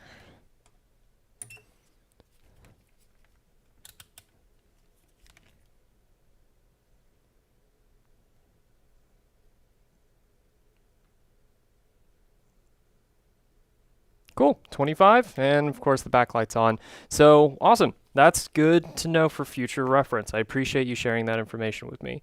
So, okay, so it looks like in this one, it just had a copious amount of yeast on the board, and there was a the LCI underneath the EDB connection that plugs the screen into the motherboard was tripped, and there was a little bit of corrosion around our Thunderbolt connection, and that was just a good indicator that our driver, backlight driver, U7701, was indeed the issue here. So thankfully, with some guidance from Optimized Logic Repair here in the chat, I was able to get this one done actually fairly quickly. So now we can see with the overhead cam, just ignore this Rorschach test of a screen. The backlight is working. We are now getting 25 volts on pin 2 of D7701, and this one is repaired. There is just a really disgusting capacitor on PP3V3 SO, or maybe it was S5 of our Thunderbolt line, next to our Thunderbolt HV mux. So I'm just going to go ahead, replace that, give this an ultrasonic cleaning, and then check and see if there's another board repair, or I may just end up jumping on an iMac that we have here that has a corrupt EFI, or SPI, EFI, BIOS, whichever you want to call it. Either way, it's damaged, and we need to see if we can fix it. If not, I've had this one in here far too long, so I may just end up putting another logic board in there just to help out the client. So we're going to need a donor board just to take this HV mux. Yup, BL, win-win, awesome. Hey, how do you keep your overhead from autofocusing? It actually still autofocuses. So let's see, like if I get it close, you'll see it focuses. If I go away, it just stays kind of centralized to here. There is a program by Logitech, I forgot what it's called. I think it's called G Suite or Logitech Gaming, something along that lines, to where you can actually control the camera settings some more. Because you can see it just keeps autofocusing anyways. Mine makes me so mad. I can understand. And I think, let me see if there's a way to actually edit this. You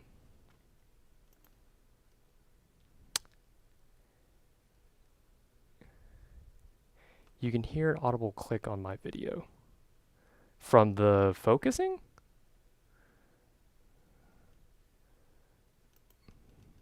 When it focuses. Oh, that doesn't sound good.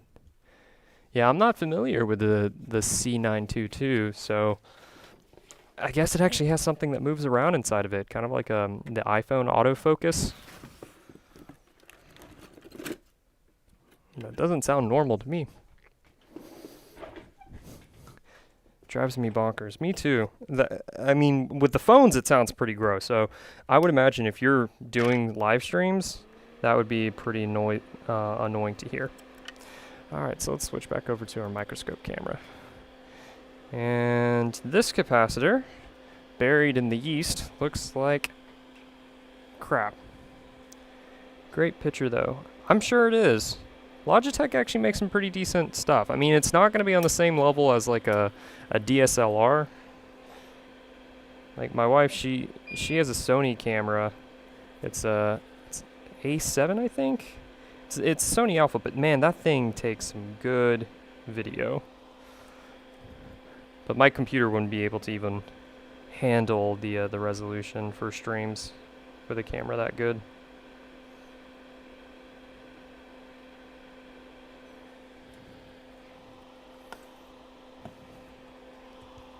I just hate that the Logitech web cameras are so expensive now, or just web cameras in general.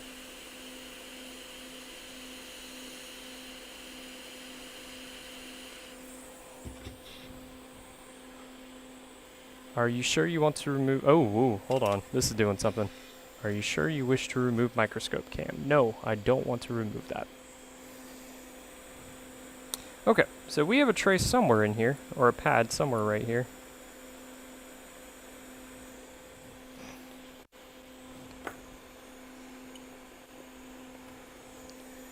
Let's tin that up.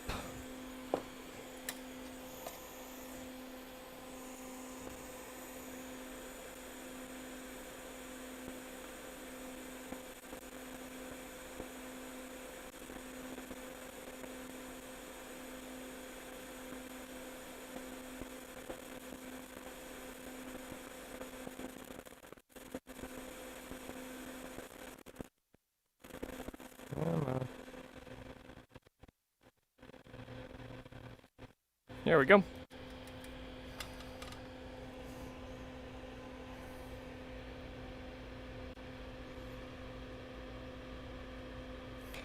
Yeah, that's what that's supposed to look like. 61 megapixels at 4K plus would destroy that computer. LOL. Just for JPEGs, not even RAWs. Make ours at home. Lag. LOL. No, it's true. This computer would die. And this computer is serving its purpose, but it's about to get repurposed.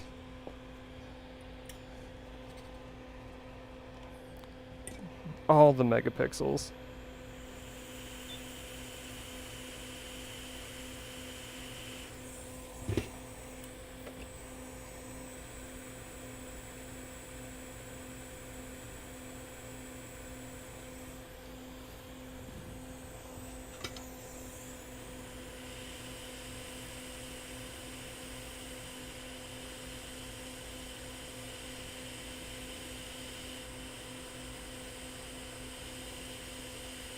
Yeah.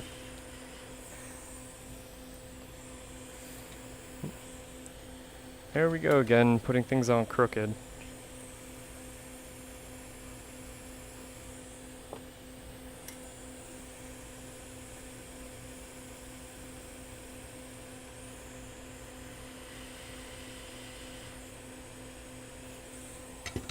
All right. Much better.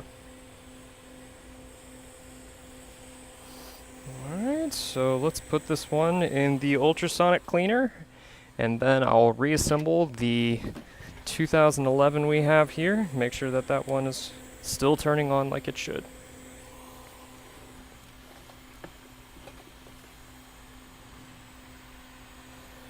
Yeah, for now I'll just put the screws in this little slot.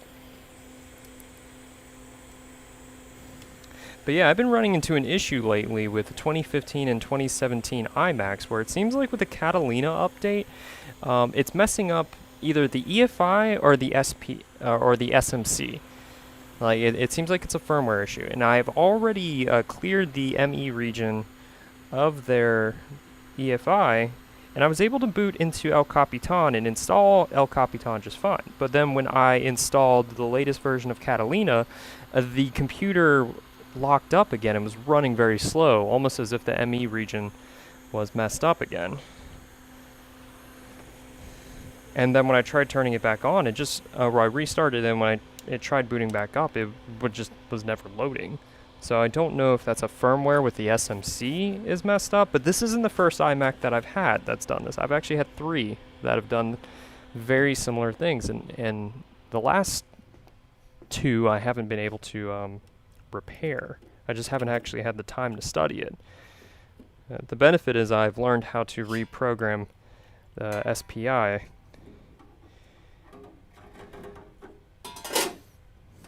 Okay, we'll let that run for a bit. Now let's get our donor, no, not our donor, I'm sorry, let's get our 2011 board.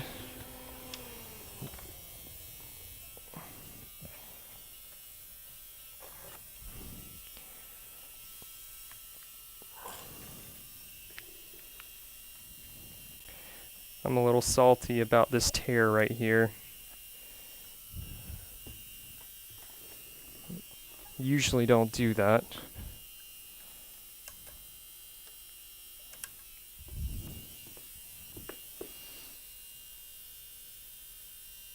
It's not been long enough.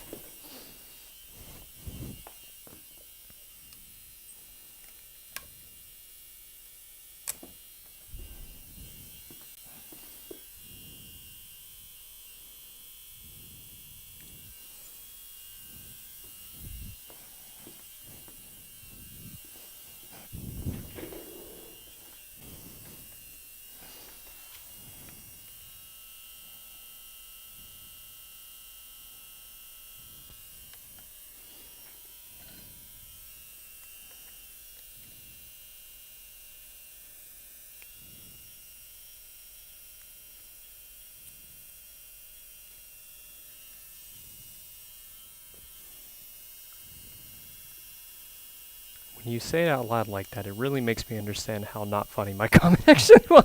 No, it's because I said it with a monotone. That's all.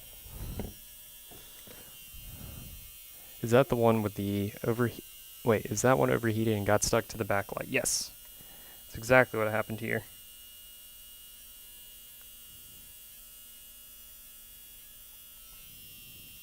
Cool, my 2012 unibody is done now. I have a 15-inch A1598 with a smoking hot trackpad cable to figure out. Getting hot, that's weird. Is it a 2015?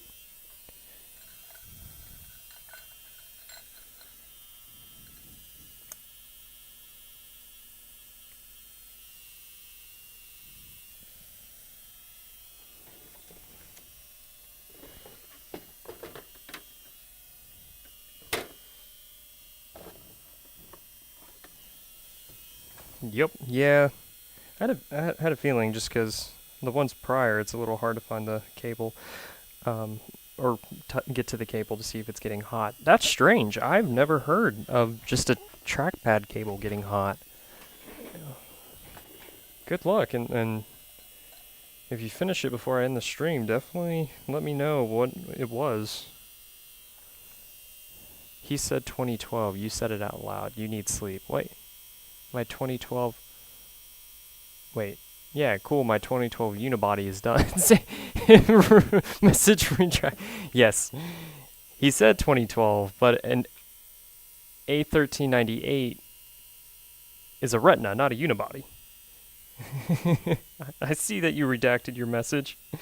Don't try to hide it from me. Where'd my thermal paste go? Here it is. No, I removed my message. I'm the one that needs sleep. I think so too. I think so as well.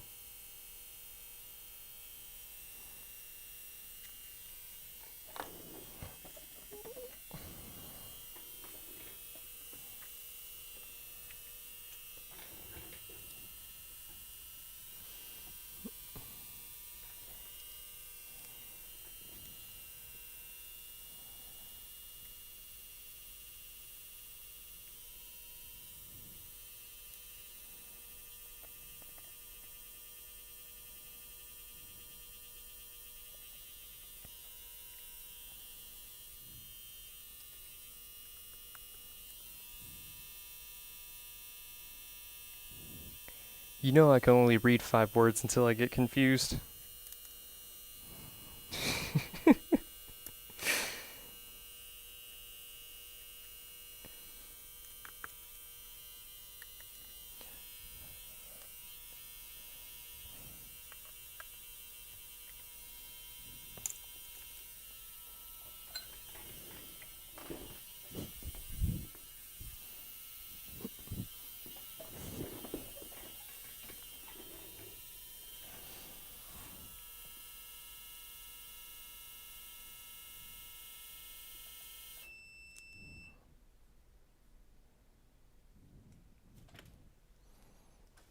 I'll be right back.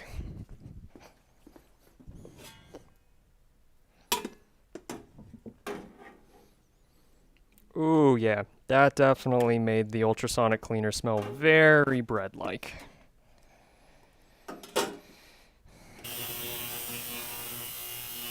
So, as far as board repair goes, I might stop for the night just because I'm going to have to clean that out. But I still got that A1518 EFI that I need to figure out.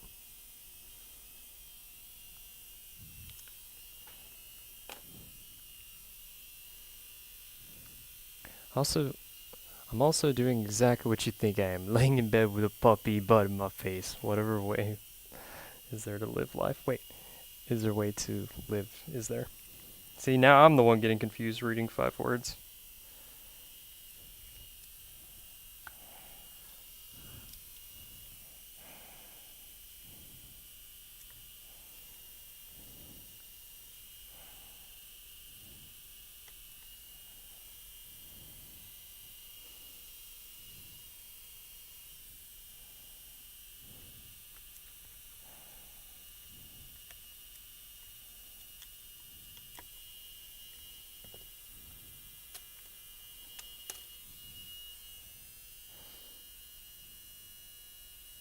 Yeah, I had a feeling that you were either in bed reading comics or doing something editing wise.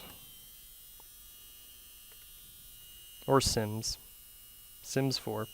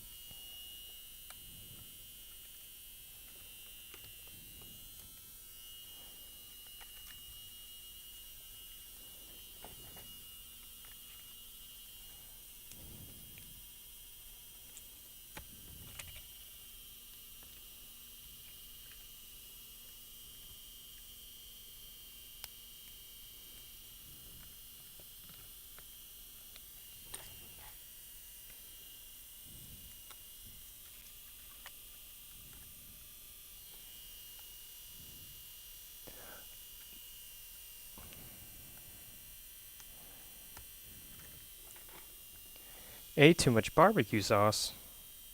Oh, that's right. You did say that there was chicken nuggets at home tonight.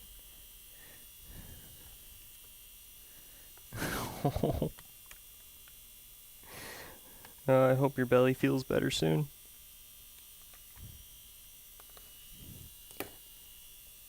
I mean, there are worse problems in life. You could be laying down because your stomach hurts because you haven't eaten at all.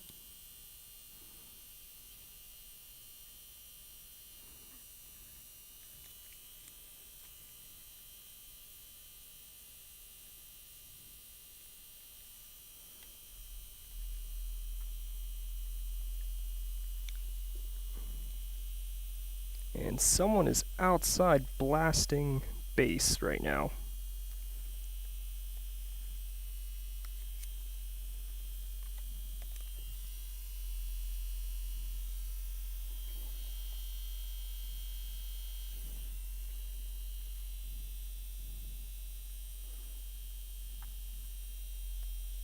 I'm having a difficult time with this keyboard flex.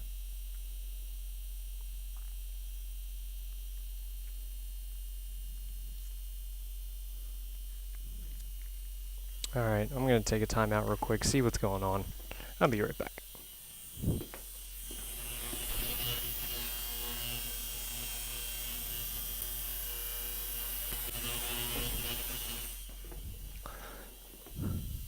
Okay, it looks like the neighbor at the pizza place is getting a truck shipment right now, but it sounds like there's just a lot of bass coming from the truck.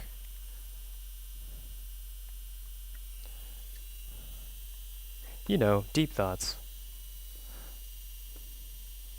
I also think it's weird how we write and type BBQ, but we say barbecue, but when we type ATM, we say ATM and not automated teller machine.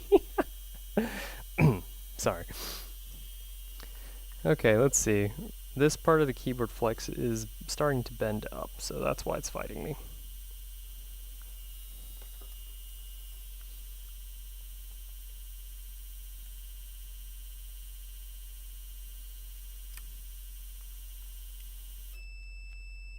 Wow, I've been working on this for almost 5 minutes. I'm sorry.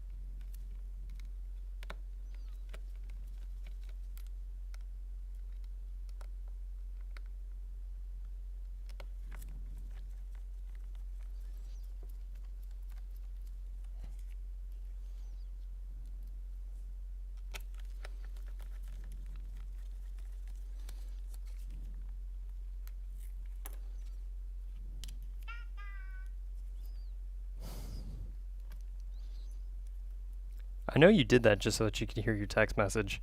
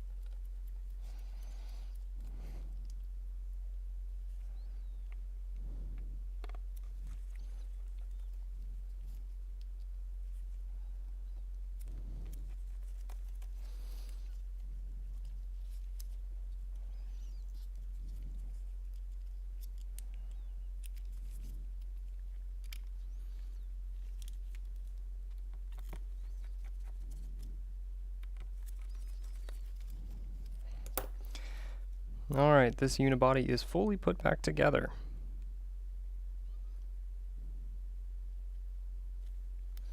Let's find out if it has enough battery life for it to turn on. Nope. Completely dead. Alright.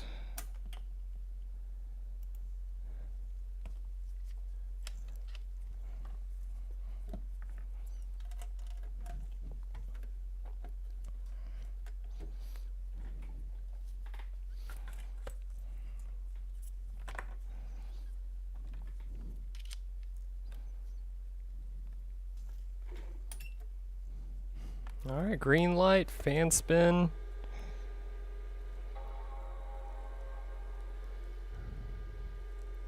And booting up. So this one is successfully repaired. And we're just going to do a quality control test and tomorrow, just to make sure that everything is working. This does have a hard drive, 500 gig. It's a Seagate, so this is probably going to be the original hard drive from when it was manufactured. But I don't see 2011 right here. No, it was manufactured November 2011. So 11/11. Nice. Thanks. This one was really easy though because it kind of turned on by itself. But then we found that it just had some very disgusting looking capacitors right next to our ISL. So we'll worry about cleaning this one in the morning.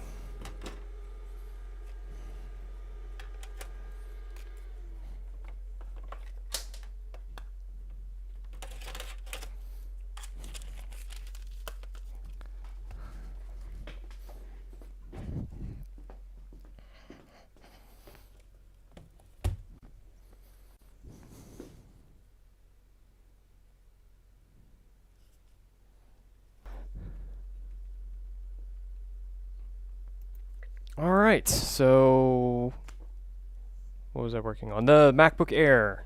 Let's go ahead and clean that one. So I will be right back.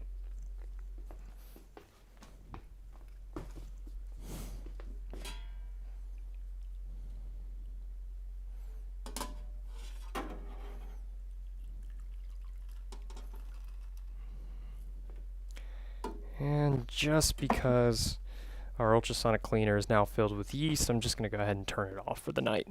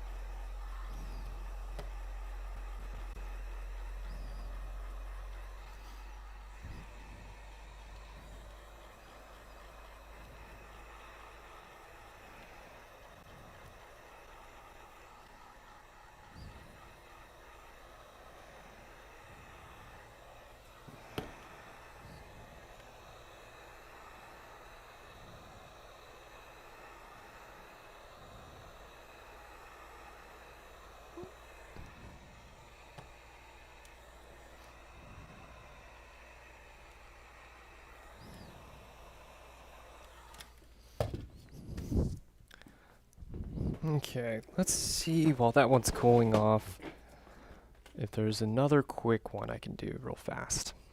And then I have that iMac with the EFI issue I need to take care of.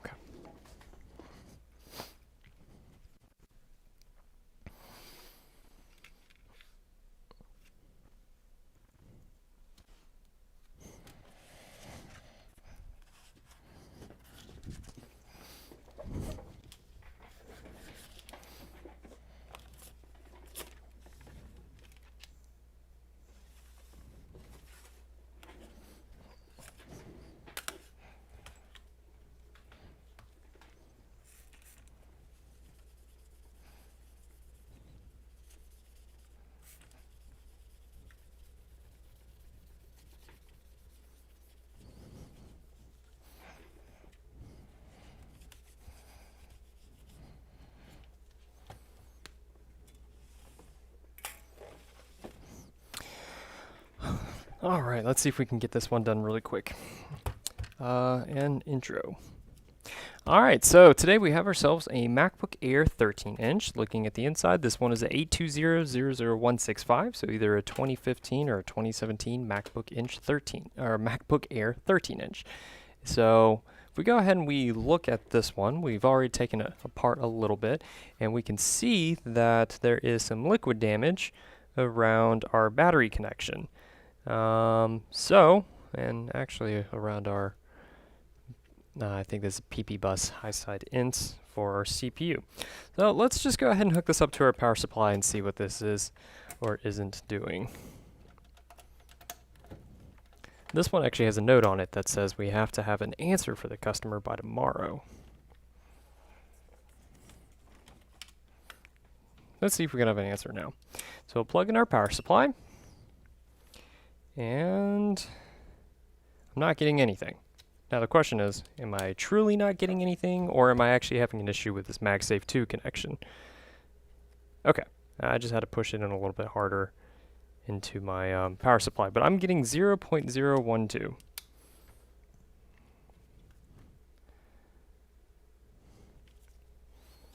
So,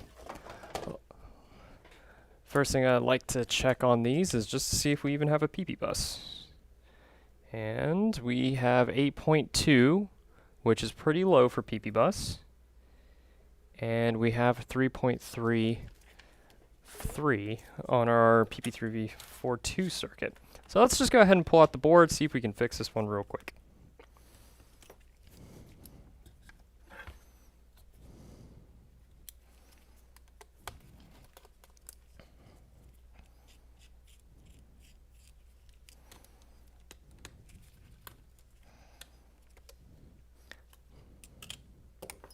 So this one, with only consuming 0.012 amperage, tells us that we're missing a PM Sleep S4L. I've been getting a couple of these lately, and there's actually rice in the fan.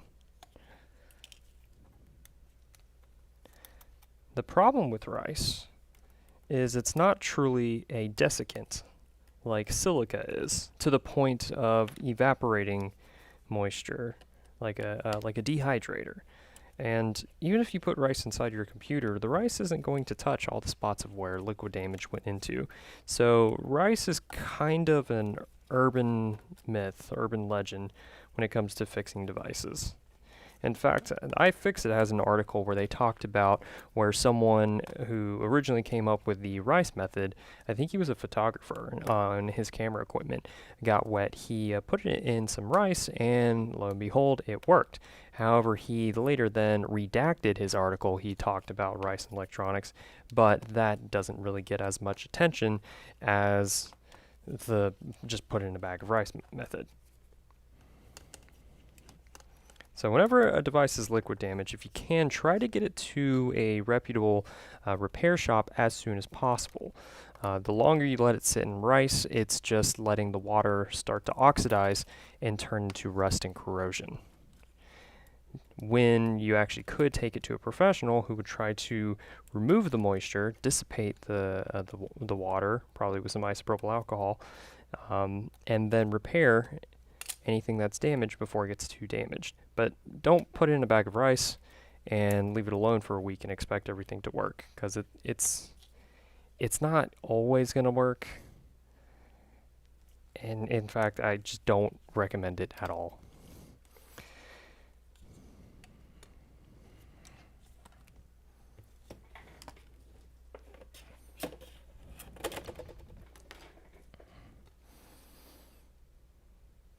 Alright, so this side of the board looks perfectly fine.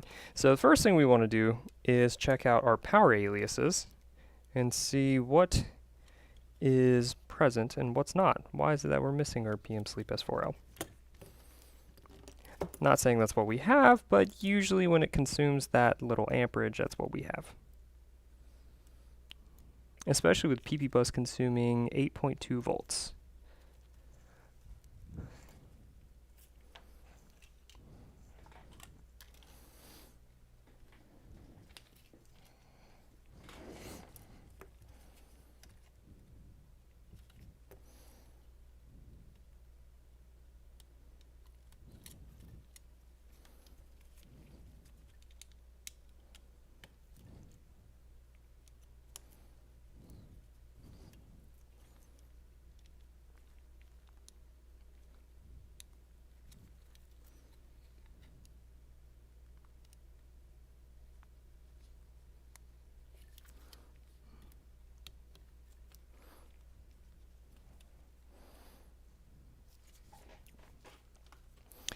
Alright, so let's go ahead and open up our schematics. We actually already have them pulled up from the last repair that we did earlier.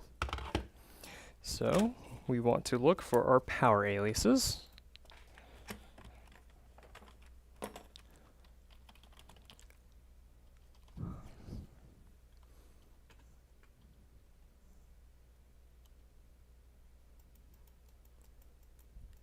And PP bus was a little low, so we're just going to continue a little down the line. We know that PP3V42 was present, so let's check our clock, PPVRTCG3 hot.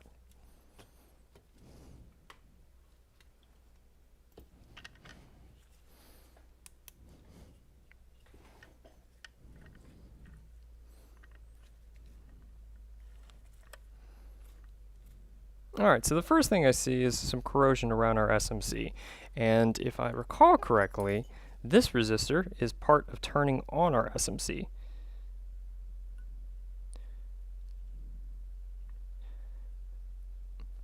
And our clock also has a little bit of corrosion around it too, so let's go ahead and check and see what we have.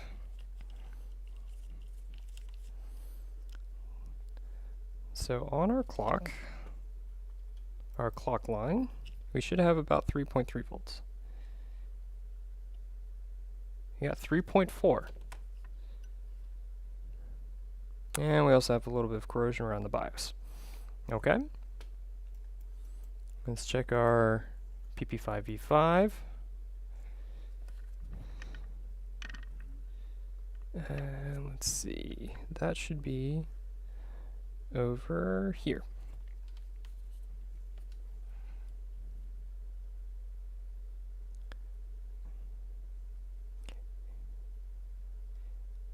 Alright, so this is our PP5ES5 rail, and we are having 0 volts. So now let's check and see if we have a short.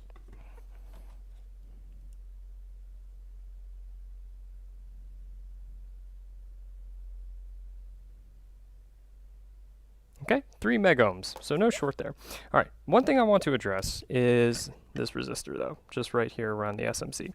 Let's see exactly what that is. So let's pull up our schematic here in our board view. And this resistor is SMC reset L. So I'm curious if this is holding down the reset for our system management controller, because that thing looks bad. Let's see what the resistance across this is. Infinite. And it's not supposed to be, if I recall correctly. In fact, just to confirm, if we pull it up on our schematic, we're supposed to have a 10 kilo ohm resistor, or resistance. So let's just go ahead and replace that. Just from previous experience, I know that that has caused a missing PM Sleep S4L. So we'll need a donor board for this one.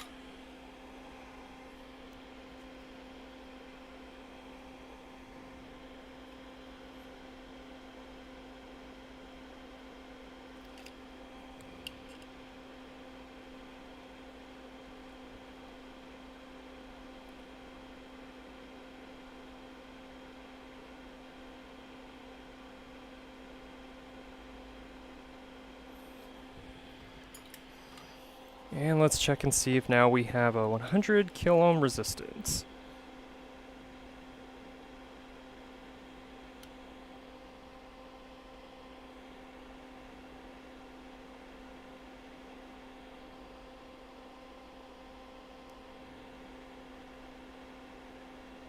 I'm getting a resistance of... it's hard to tell, actually. Hold on. I don't think that's right. It says 4. Hold on.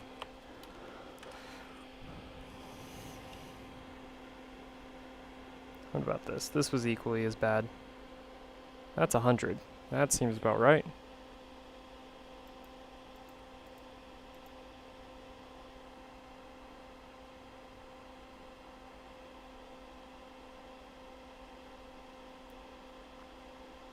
Oh, it's because that's a capacitor.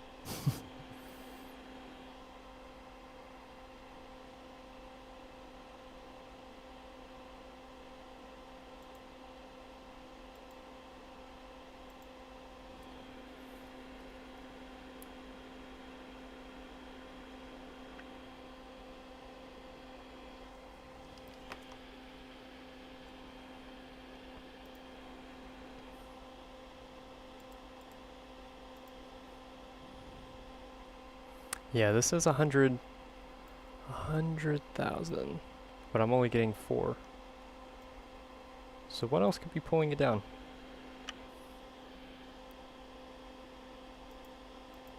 And just to make sure that's not a bad resistor, let's go ahead and pull it off temporarily.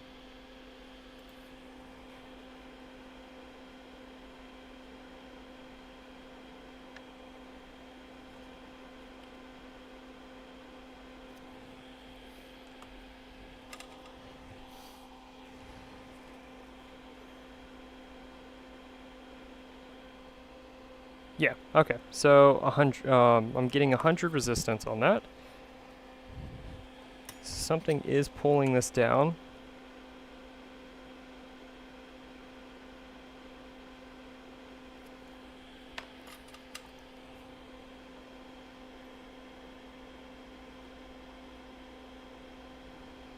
So let's look on the other side of where it's connected. Oh, okay. Yeah, we still got quite a good bit. In fact, we can actually see that our SMC reset looks like It's either bad or it just has two pins that are touching each other that's not supposed to touch. Let's see if we can clean that up first. If not, I'll just end up replacing it.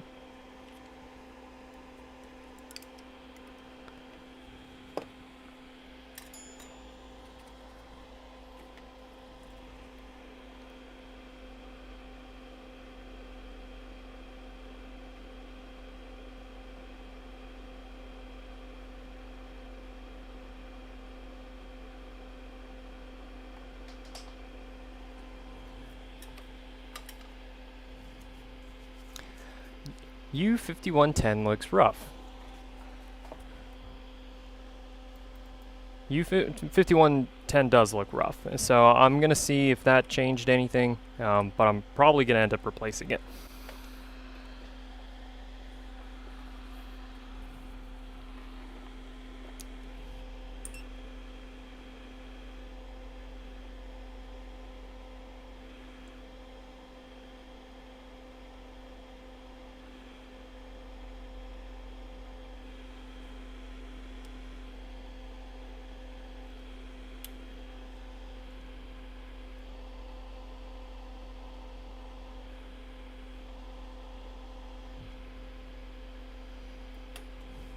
Yeah, we're still in the exact same amperage draw, so I'm going to just go ahead and pull that off.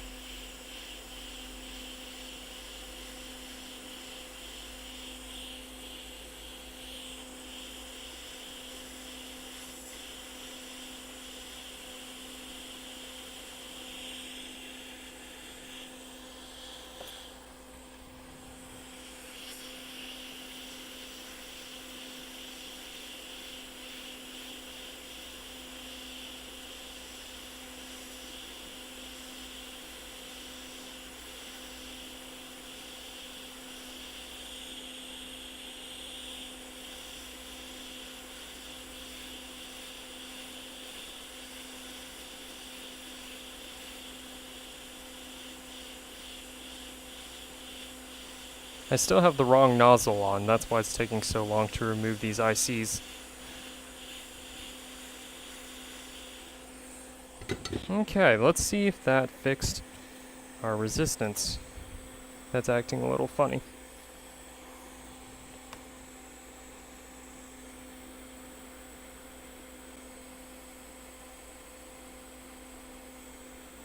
Yep.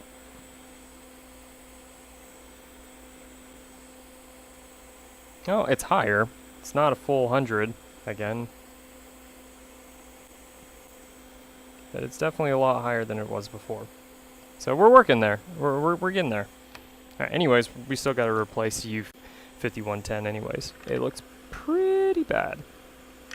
And this one looks pretty good. I just need to remove this Wi-Fi IC. Don't want to kill that. Might be able to use that in the future.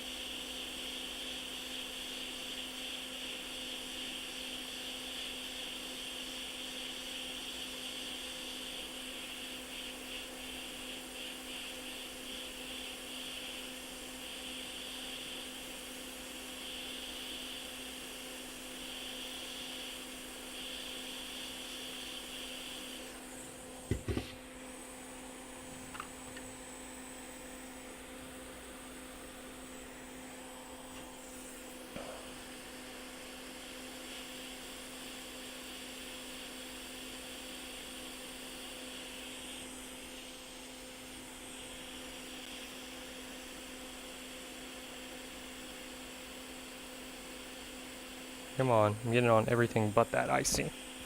Okay.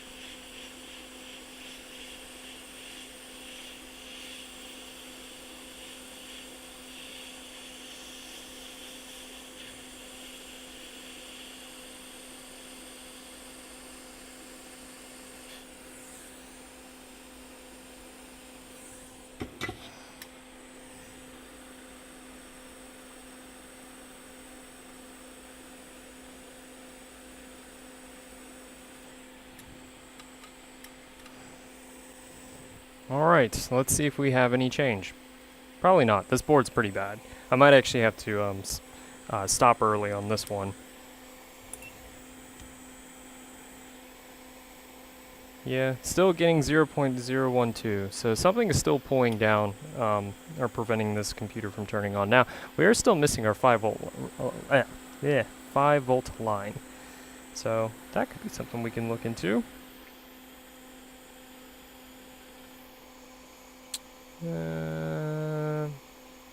Actually, before I just start, let me make sure that U5100 is working like it should. So, SMC reset L. Is that present? Are we getting that as a power line? And then we can go from there.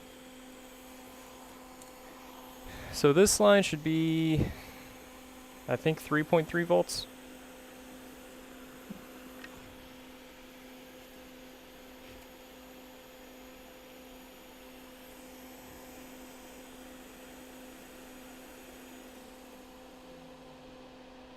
And we are getting 0.8, so it's still being pulled down. So this looks like this might still be an SMC reset L phase.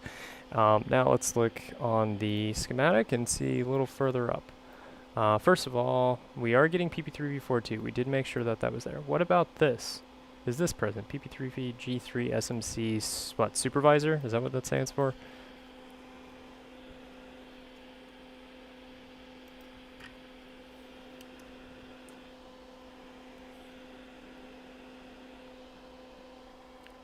.43. So that is getting power. What about SMC on off L?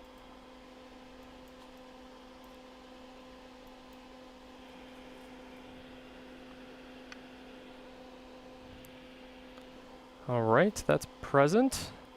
SMC, what, low system on chip reset? Is that present?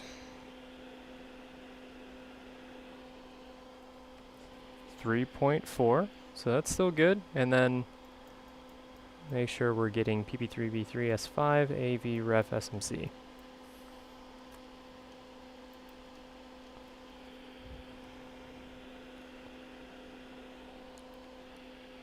That's good. Okay, so U5110 is working like it should. The next thing I'm thinking about checking is our 5 volt line. Like all of this just looks bad.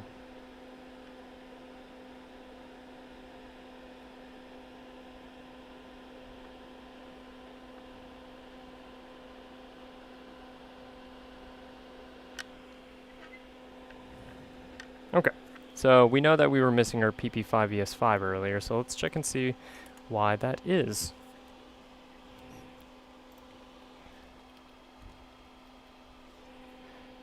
And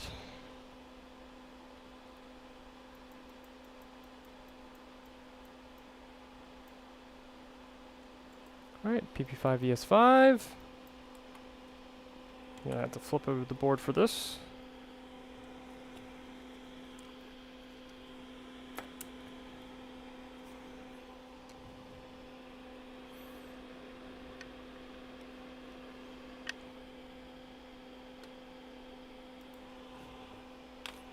Okay, so let's check this again.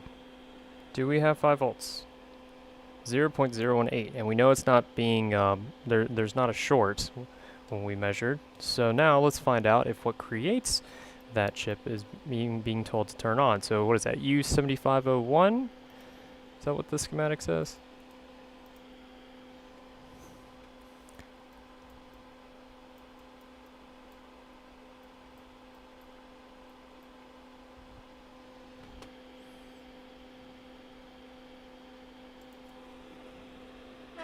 Ooh, hey, look at that. Alright, so U7501, which I'm pretty sure is our 5 volt and 3.3 volt regulator. It is. Yeah, TPS 51980.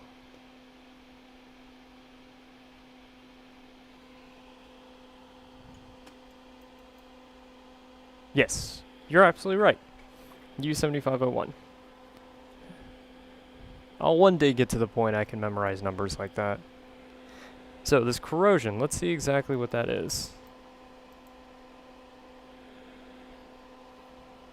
So that's on pin 8,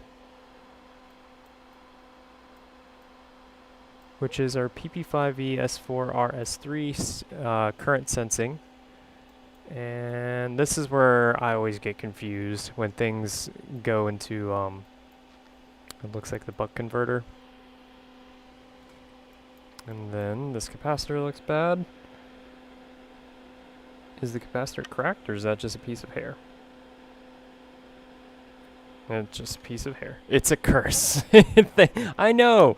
Like the buck converter still confused me. My head just goes in circles when I'm reading that stuff.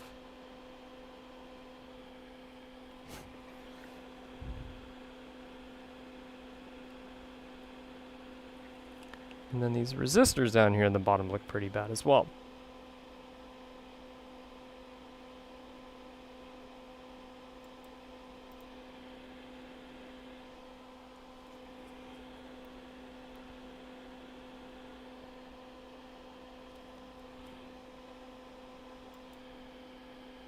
Alright, so there's only 2 current viewers, it says on our stream, so I have a feeling that my wife has already left and she's on her way to pick me up, so I might have to stop here.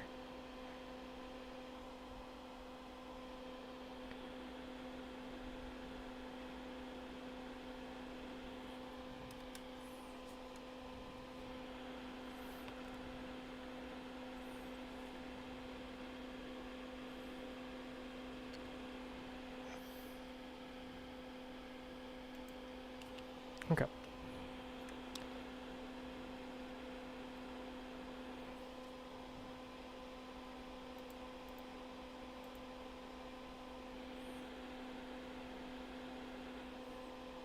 But before then, I'm just checking the right measurements for these parts.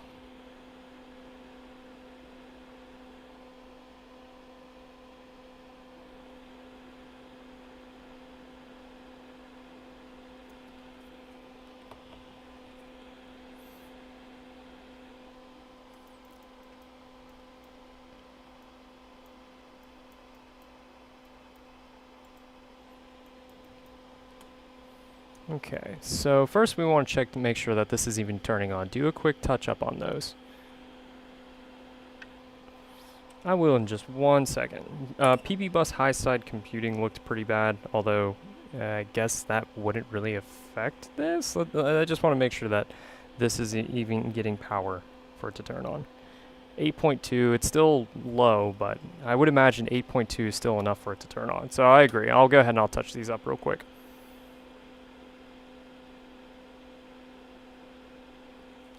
In fact, for this, I'm going to switch out to my micro pencil knife.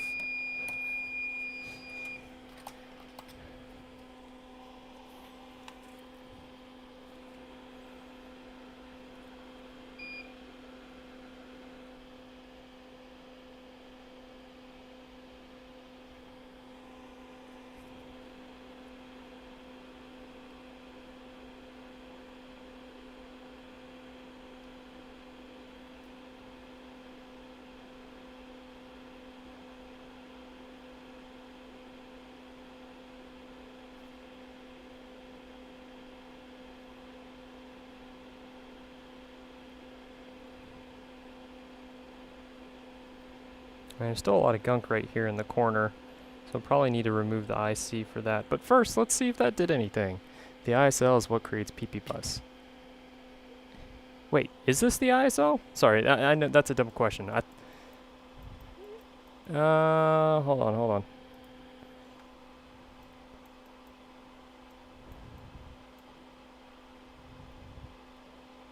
No, yeah, sorry. This is just the TPS 51980. That and the SMC talk to each other.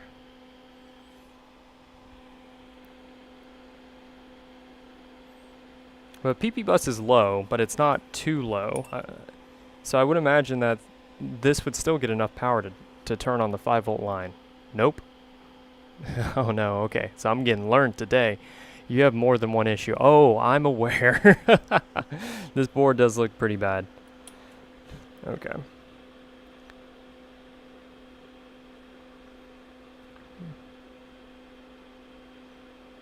Yeah, I was hoping that this one was just going to be a quick little fix before my wife showed up. But this one I'm probably going to have to spend some more time on tomorrow.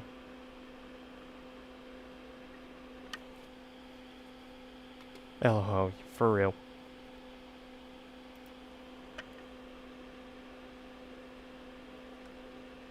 Yeah, this diode looks pretty bad near the SMC. Let's see what else. That looks a little suspicious.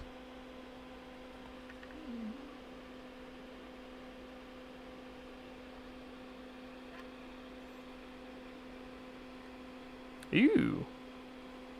That looks bad too.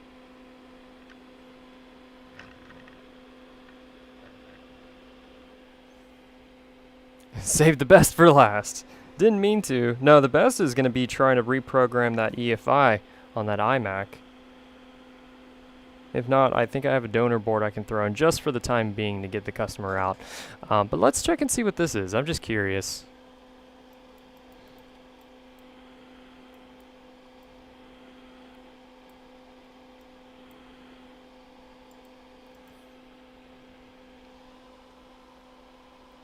Okay, so this is actually going to be part of CPU power, right? Yep.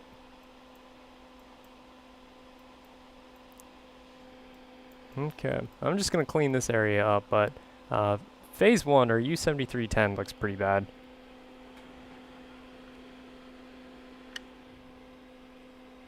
Do you have a Medusa? I don't. I have a TL86, I think. Medusas are nice. They're expensive. Let's see, what is this? I use it pretty often. It's very handy. I want to say it's called a TLX86. TL8662 Plus. So I actually removed the BIOS, the SPI directly off, and put it onto this programmer, and I use 1 or 2 different programs for cleaning the ME region and manually do it. Piernov has a really good video on what to do for that.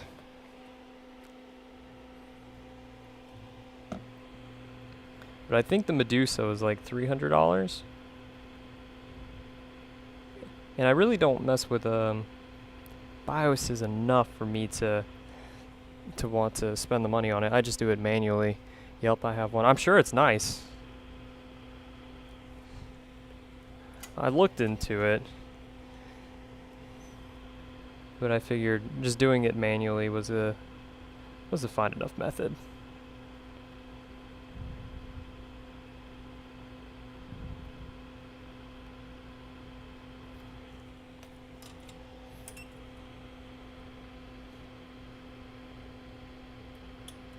Okay, cleaning that up did absolutely nothing. Hex editor and L375. I'm not sure what that is. Or unless you were trying to say 375. Yep. So, just a little bit more than I thought.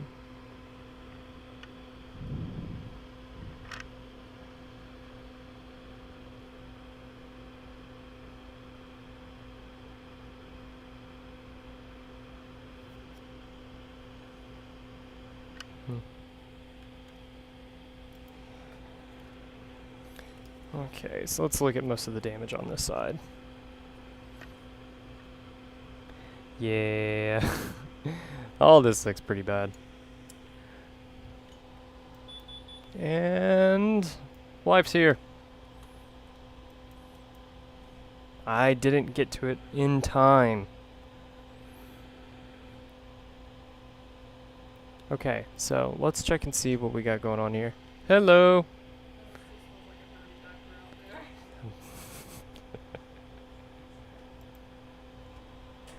Q7560. I don't think that's important quite yet. but it is something that comes after U7501. Back to our 5 volt. Okay. Love you. How are you? How are you? Oh, I just realized I'm looking at the wrong IC. Hold on. Oh, is she? Alright, hold on.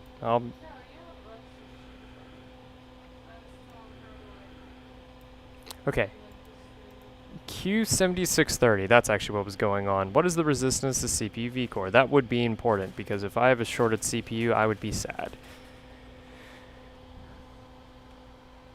Oh no. No. Okay. So yeah, Q7630, which looks disgusting, is our 1.05 SO regulator, which goes to the CPU if I remember correctly. So you're right. Let's check and see what our CPU V-core is.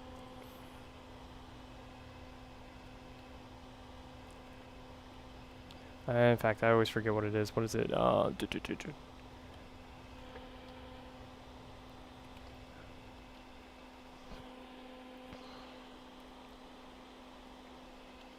Yeah, PPVCC SO CPU.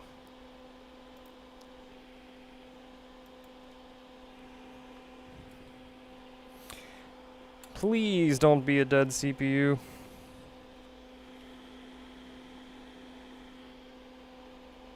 Resistance is 11. If that feels normal. It's 11 ohms. So we might be okay. Core SO CPU. Is that not the same thing?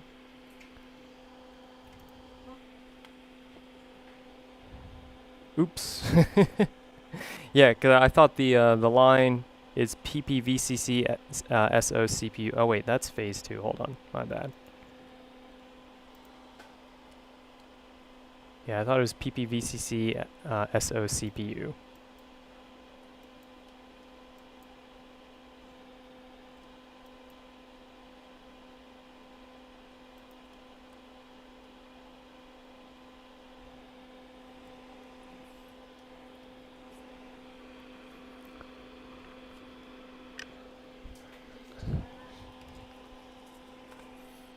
No.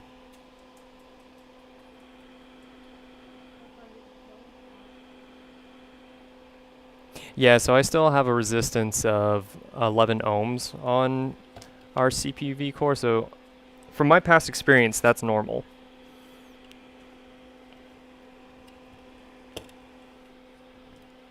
Typing on my phone. Oh. Okay. Very impressive. And PPUS and CPU are not shorted, so together, so that's good. Okay. I'm going to give myself a time limit of about 5 more minutes. My wife just showed up, and if I can't figure out what's going on, then we'll just continue this tomorrow. 11 is okay on those. That's what I thought as well.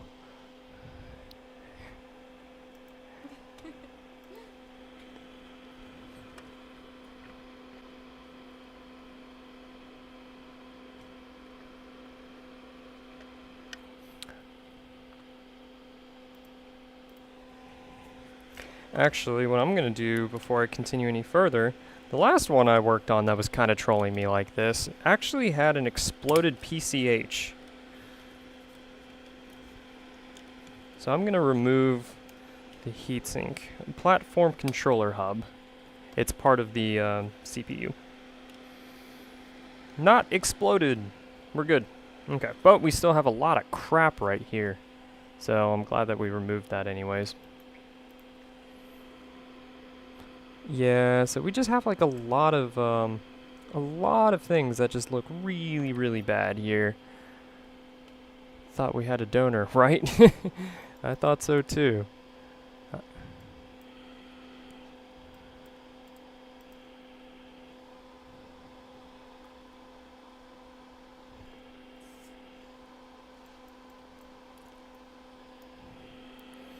Yeah, so all these components are part of our CPU power phase. So I'm surprised that the CPU doesn't appear to be dead, at least right now it doesn't.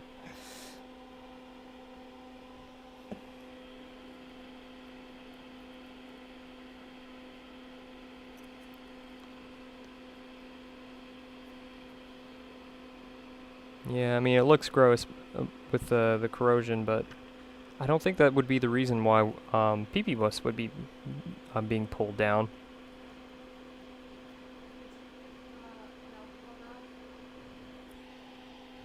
Which one? Yeah, that one's cleaned. I actually turned off the ultrasonic cleaner for the night because I'm going to have to clean that tomorrow.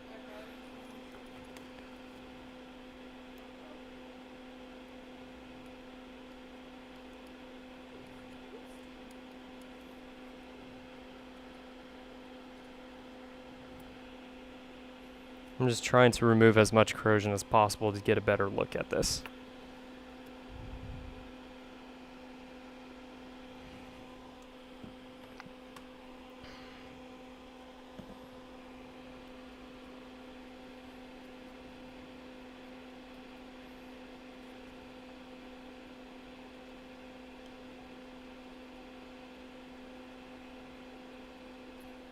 But leave just a little bit behind so I know where we've been.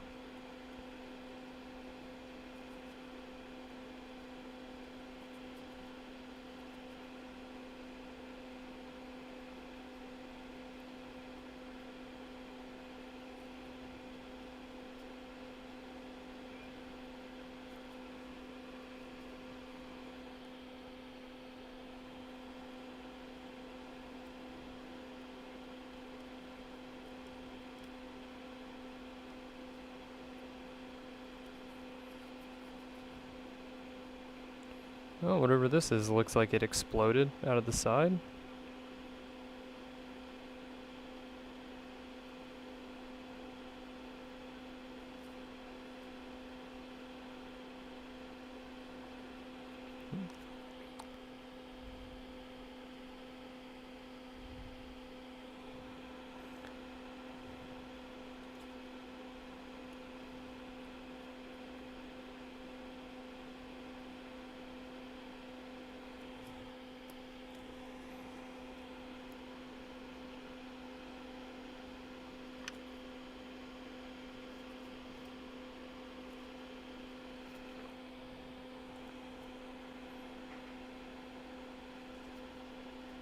Looks like we had a little bit of some contact around our BIOS as well.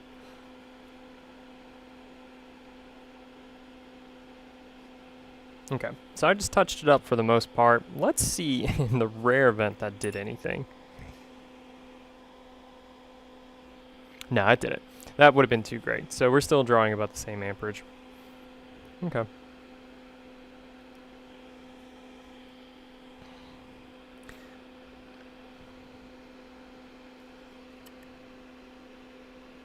So this little thing that's right next to our battery MOSFET looks pretty bad. Could that potentially be pulling down PP bus?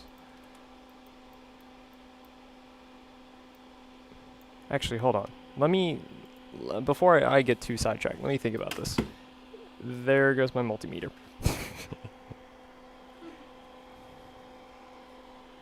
Crap. So we did have that really disgusting looking resistor, the R5110, which is SMC reset low. And we are getting SMC reset low. We're getting 0.8 volts. So it's acting as if the SMC is being held down. So it's not going to be trying to turn on if the SMC is not getting enough power, or if it's in the SMC reset low state. So we need to fix that first before we do anything else. Okay, so the resistor in question right here is R5100.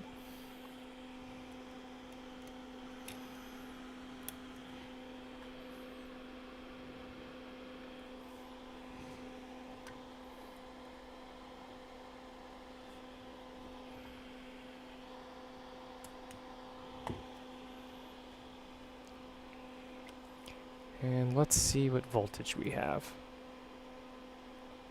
Just to make sure PP3V3 or PP3V42 is coming through on this side.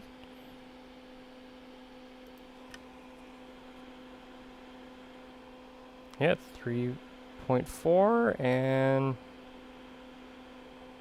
0.8. So something's still pulling it down further on down the line here on the SMC. Wrong. Okay, so let's see, where else does this go? It is going to go to the SMC directly, and all the way up here to R7100, which looks like is part of U7100. Anywhere else, we have our JTAG connection, which we didn't look at. Okay, so let's take a look at the JTAG and R7100. R7100, or I'm sorry, the JTAG looks like shit. Let's remove that, and then we'll look at R7100.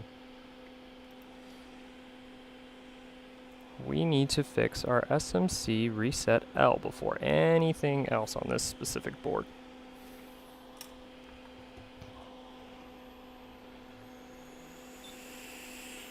Oh. I need my tweezers plugged back in.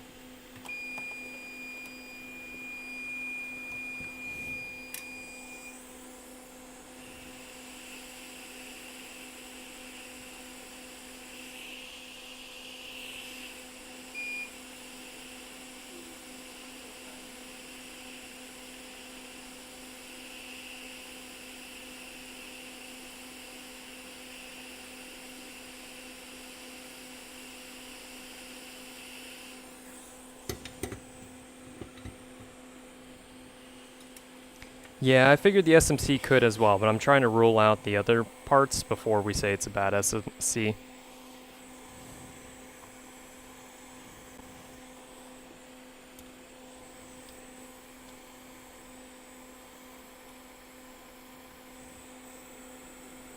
Okay, so let's see what we have.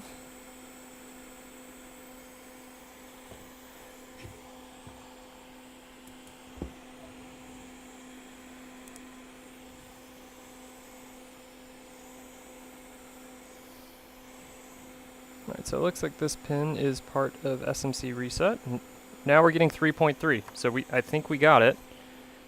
Okay, we're not out of the woods yet. I fixed the SMC reset L, so now we're getting a light, but now we're still staying at 0.02. So we fixed the SMC issue, but now we still have an issue with potentially our PM Sleep S4L. So I guess let's go back to our power aliases. Well, actually, let's check and see what PP bus is at now. So PP bus is now at 8.6, so PP bus is present. Now let's check and see if our 5-volt rail is present, because that was missing before. So the stupid JTAG connection was pulling down our SMC reset L. Now let's check and see if we have 5 volts.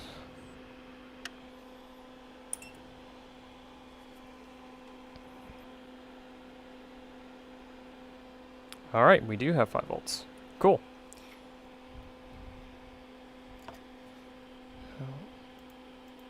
Okay, let's go back to our power aliases. I'm still afraid that we have a dead CPU.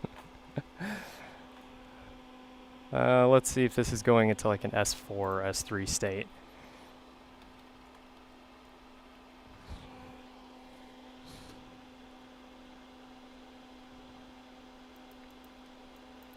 Okay, so we know that we have PP5ES5. What about PP5S4 RS3? Probably not, because most of those MOSFETs that we saw covered in corrosion were connected to that same setup, the TPS.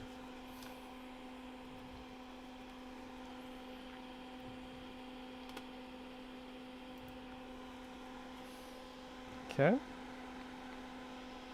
Yeah, so that's not present. No, we don't have a fan spin yet. So, yeah, I guess you're right. We would need a fan spin if it's going to a different state, right? Okay, well, let's make sure if we don't have an S4, and let's make sure that the S4 rails is not shorted for PP5 S4. Hold on. Was I touching the right part? 1 second. I think I measured the wrong part. Yeah, no, it's still dead. Not doing anything.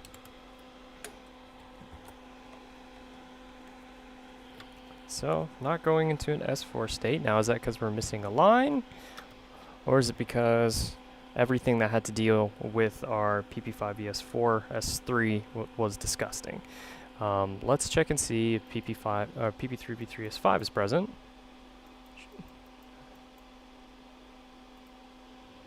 I feel like it should be because we had our clock. And those are connected together, right? Pretty sure.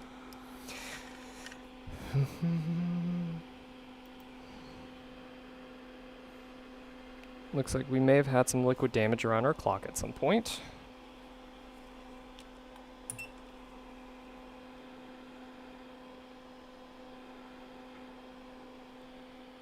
Cool. PP3VS3 is present. PP3V3S5, I'm sorry, is present. What about PP3V3S4?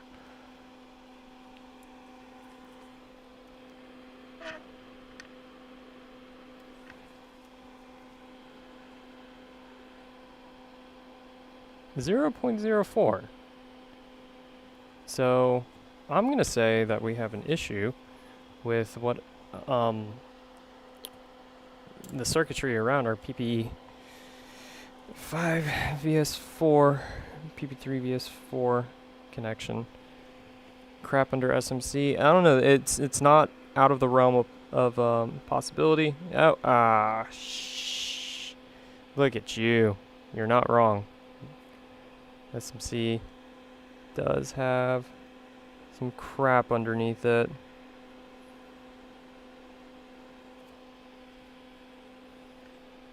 So probably do need to give that just a re-hot.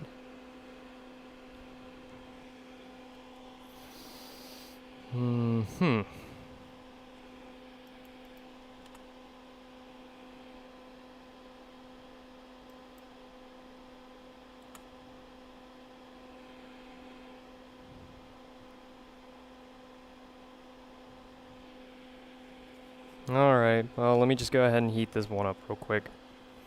It's like, made a little bit of headway, and then we had to stop.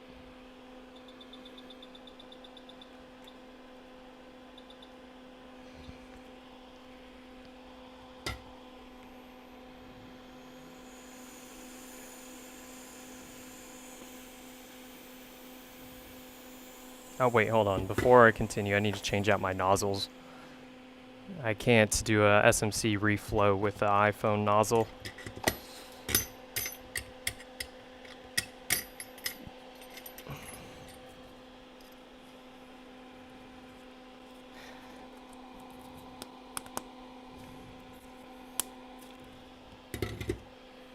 Okay.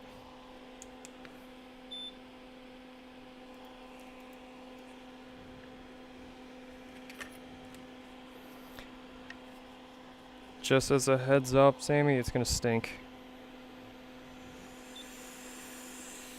Not like yeast.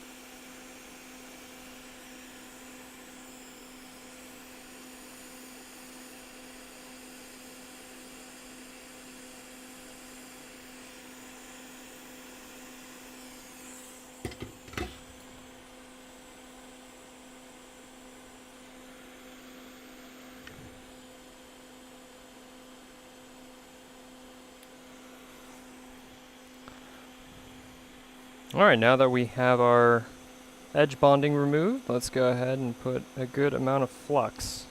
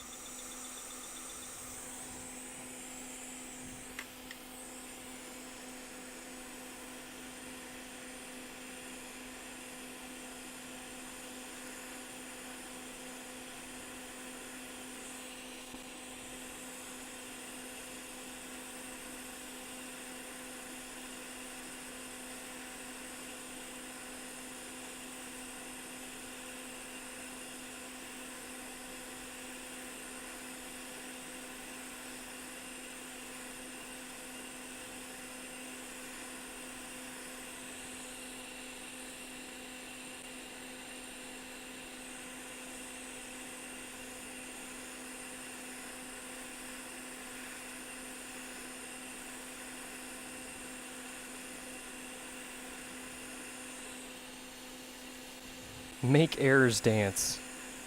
The errors in this case be the balls underneath the solder, or underneath the SMC, the solder balls underneath the SMC.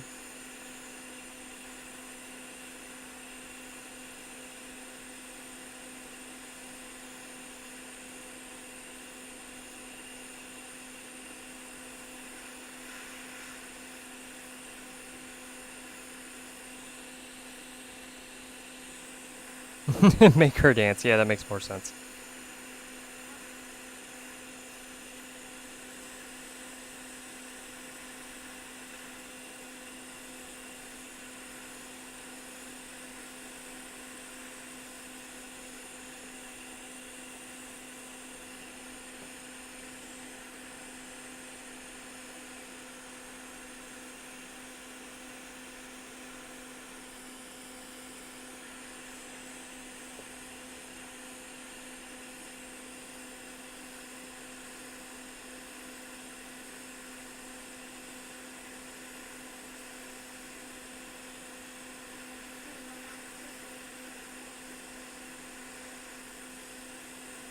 Alright, good enough. What'd you say? I know, I'm gonna stop at this, so if the SMC made no progress, we're gonna call it quits. And take care of it tomorrow. So let's let this cool off for a minute.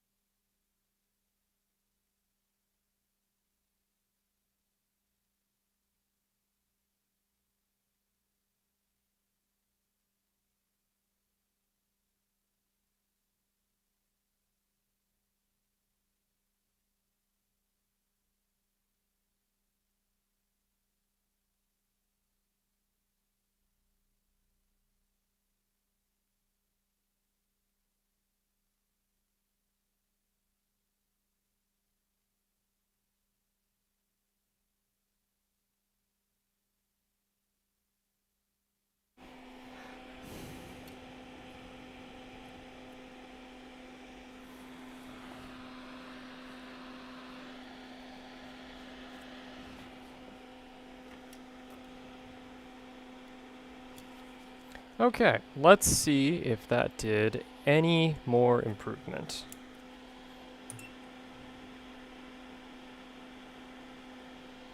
Alright, so we're still consuming 0.025. So either there's still crud underneath the SMC that where it's going to have to be reballed or replaced, or we have something else going on here. Probably a bad SMC at this point, but I'm going to have to go ahead and stop for tonight.